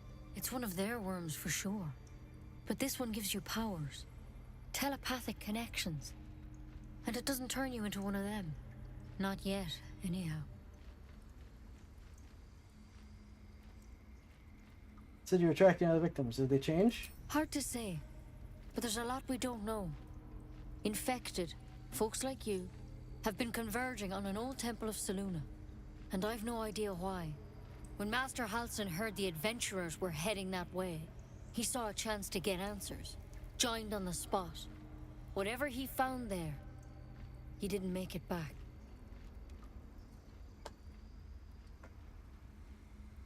So go and get him. I've sent birds to find him, but the place is rotten with goblins. And if my birds can't get close, what chance do I have? You, though, you're one of them. Technically speaking, I mean. They won't kill someone carrying their parasite. If you can find Halsin and get him out of there, we can discover what he learned. And perhaps he can save your life. How's that sound? I do like how all the druids and animals are like, we need to go rescue Halsin. Except for Kaga, of course.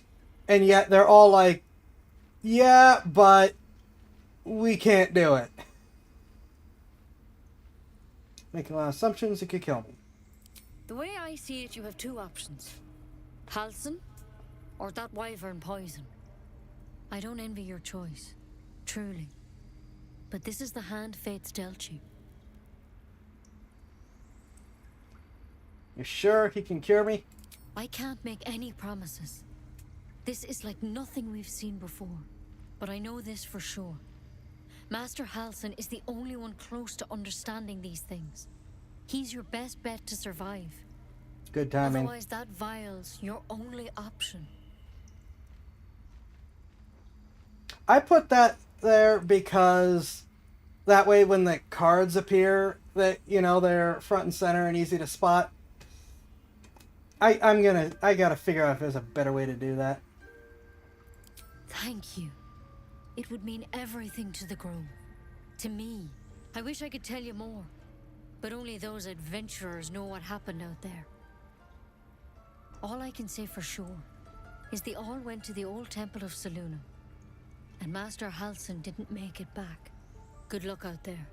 And if things start to go bad, remember the vial. Remember your oath.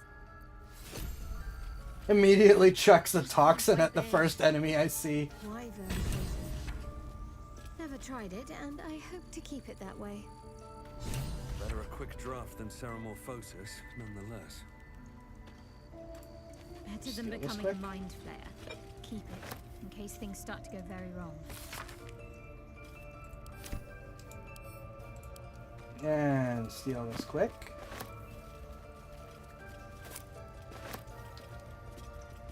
What's in here? And steal this quick. And I can loot the rest later. Track the druid, find whatever burrow he runs to, and report back to me. Remember, you are only a scout. Do not engage. Do not kill anyone. Simply observe and return. I shall decide what we do next. M.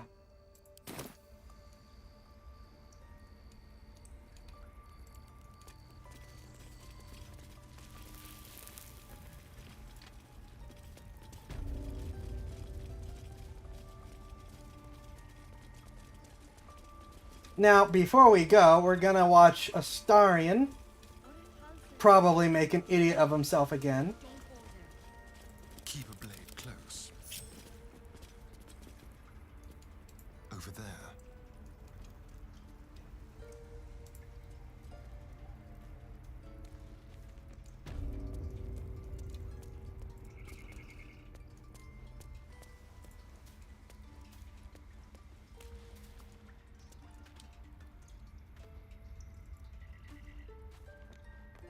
Like a wraith. Alright, to keep people from getting in here while we're doing this. Quietly.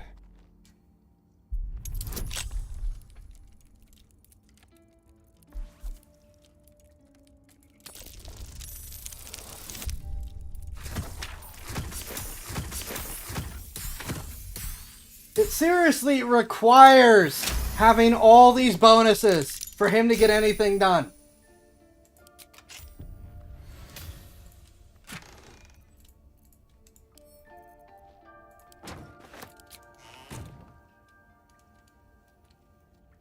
Stepping softly.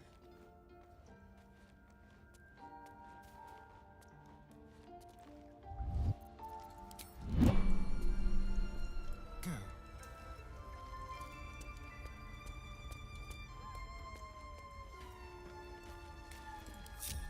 I've got a long road ahead. So, we have a quick read of the Shadow Druids doctrine. And a quick read of the marks crisscross the page. Don't look scribed unless you slash. Kaga. Swamp Docks. Tree. Meet me. Alone. Oladon.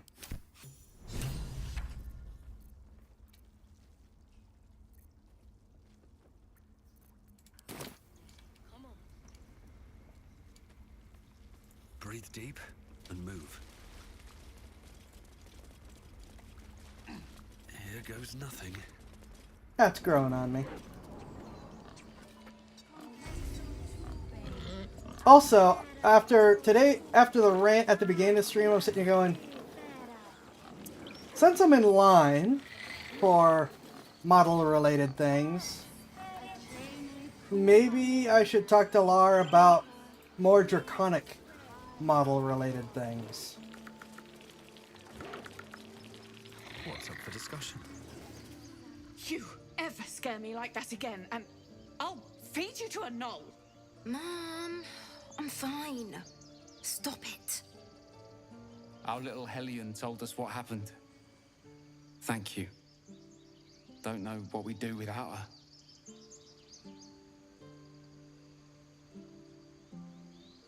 No more light-fingered antics, right? Yeah. I mean, thank you for helping me. Bells, it's our job to get us out of here safely, not yours. It's my job too. The druids don't care about us. No one does. We have to look after ourselves. That's what Mole says. That girl.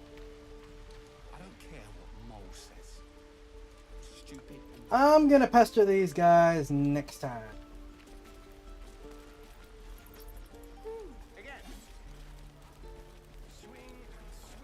We didn't talk to the animals, so we're gonna finish up talking to the animals, I think. Be gone. I am hungry.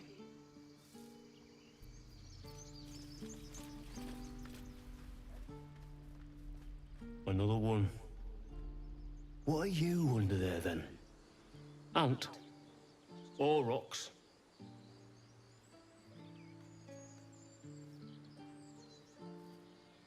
Maybe I'm an ox too. You have the smell, but I do not think so. You are not like the keepers here.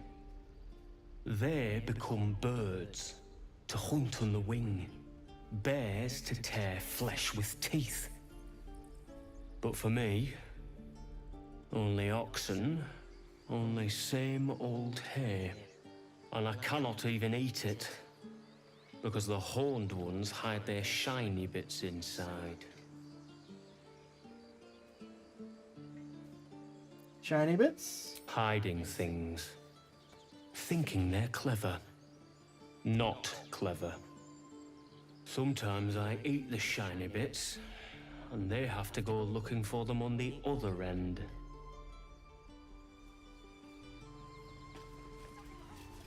I think I did already steal the little bit of gold.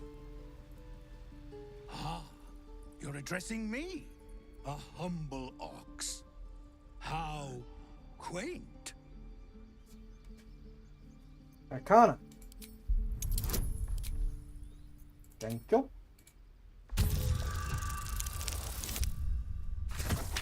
Sure, this one I get a pass. Something's off. This creature isn't what it appears to be. There's more to you than meets the eye. Can you explain? No, you are incapable.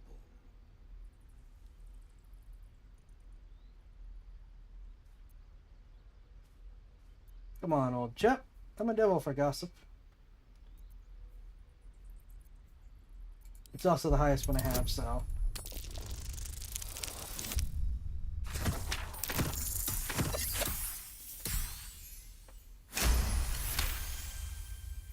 I'll tell you this much. I'm going to Baldur's Gate, with or without the rest of these poor sods. Now, that's all I have to say besides, and I really mean this, moo. Yep, we'll recruit you later. You.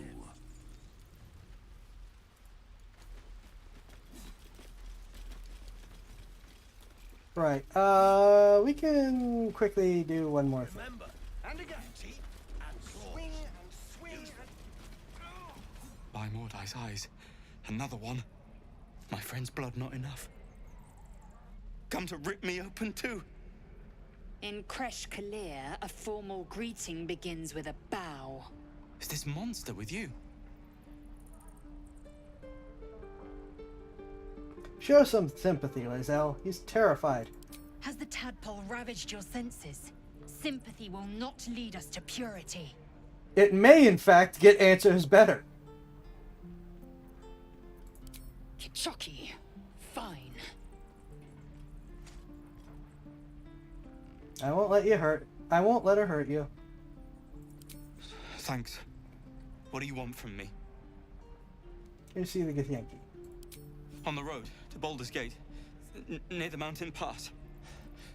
Saw us, for we saw it. Jammed its blade through Yul's belly, straight to the other side. Man, I just ran. The map. Show me.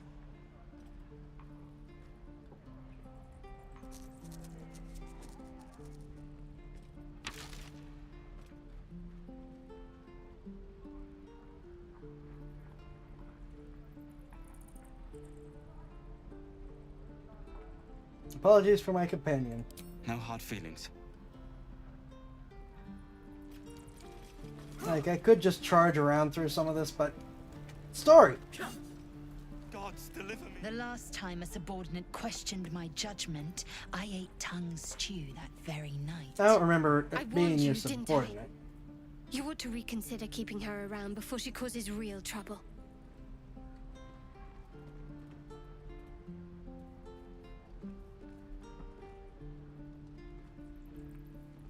treat me with respect. I'm just gonna keep being a pain to her. I know that we're gonna have the companionship like below the basement, but I don't care. I'm gonna keep antagonizing her.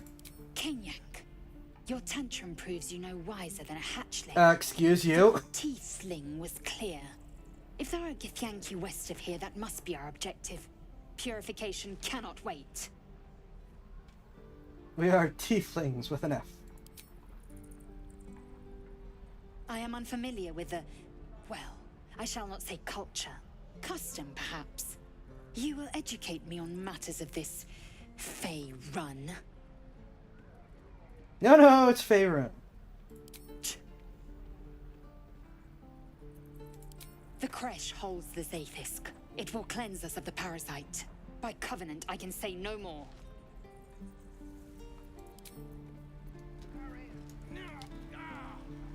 I do appreciate that she's at least a little embarrassed about her pronunciation after all that.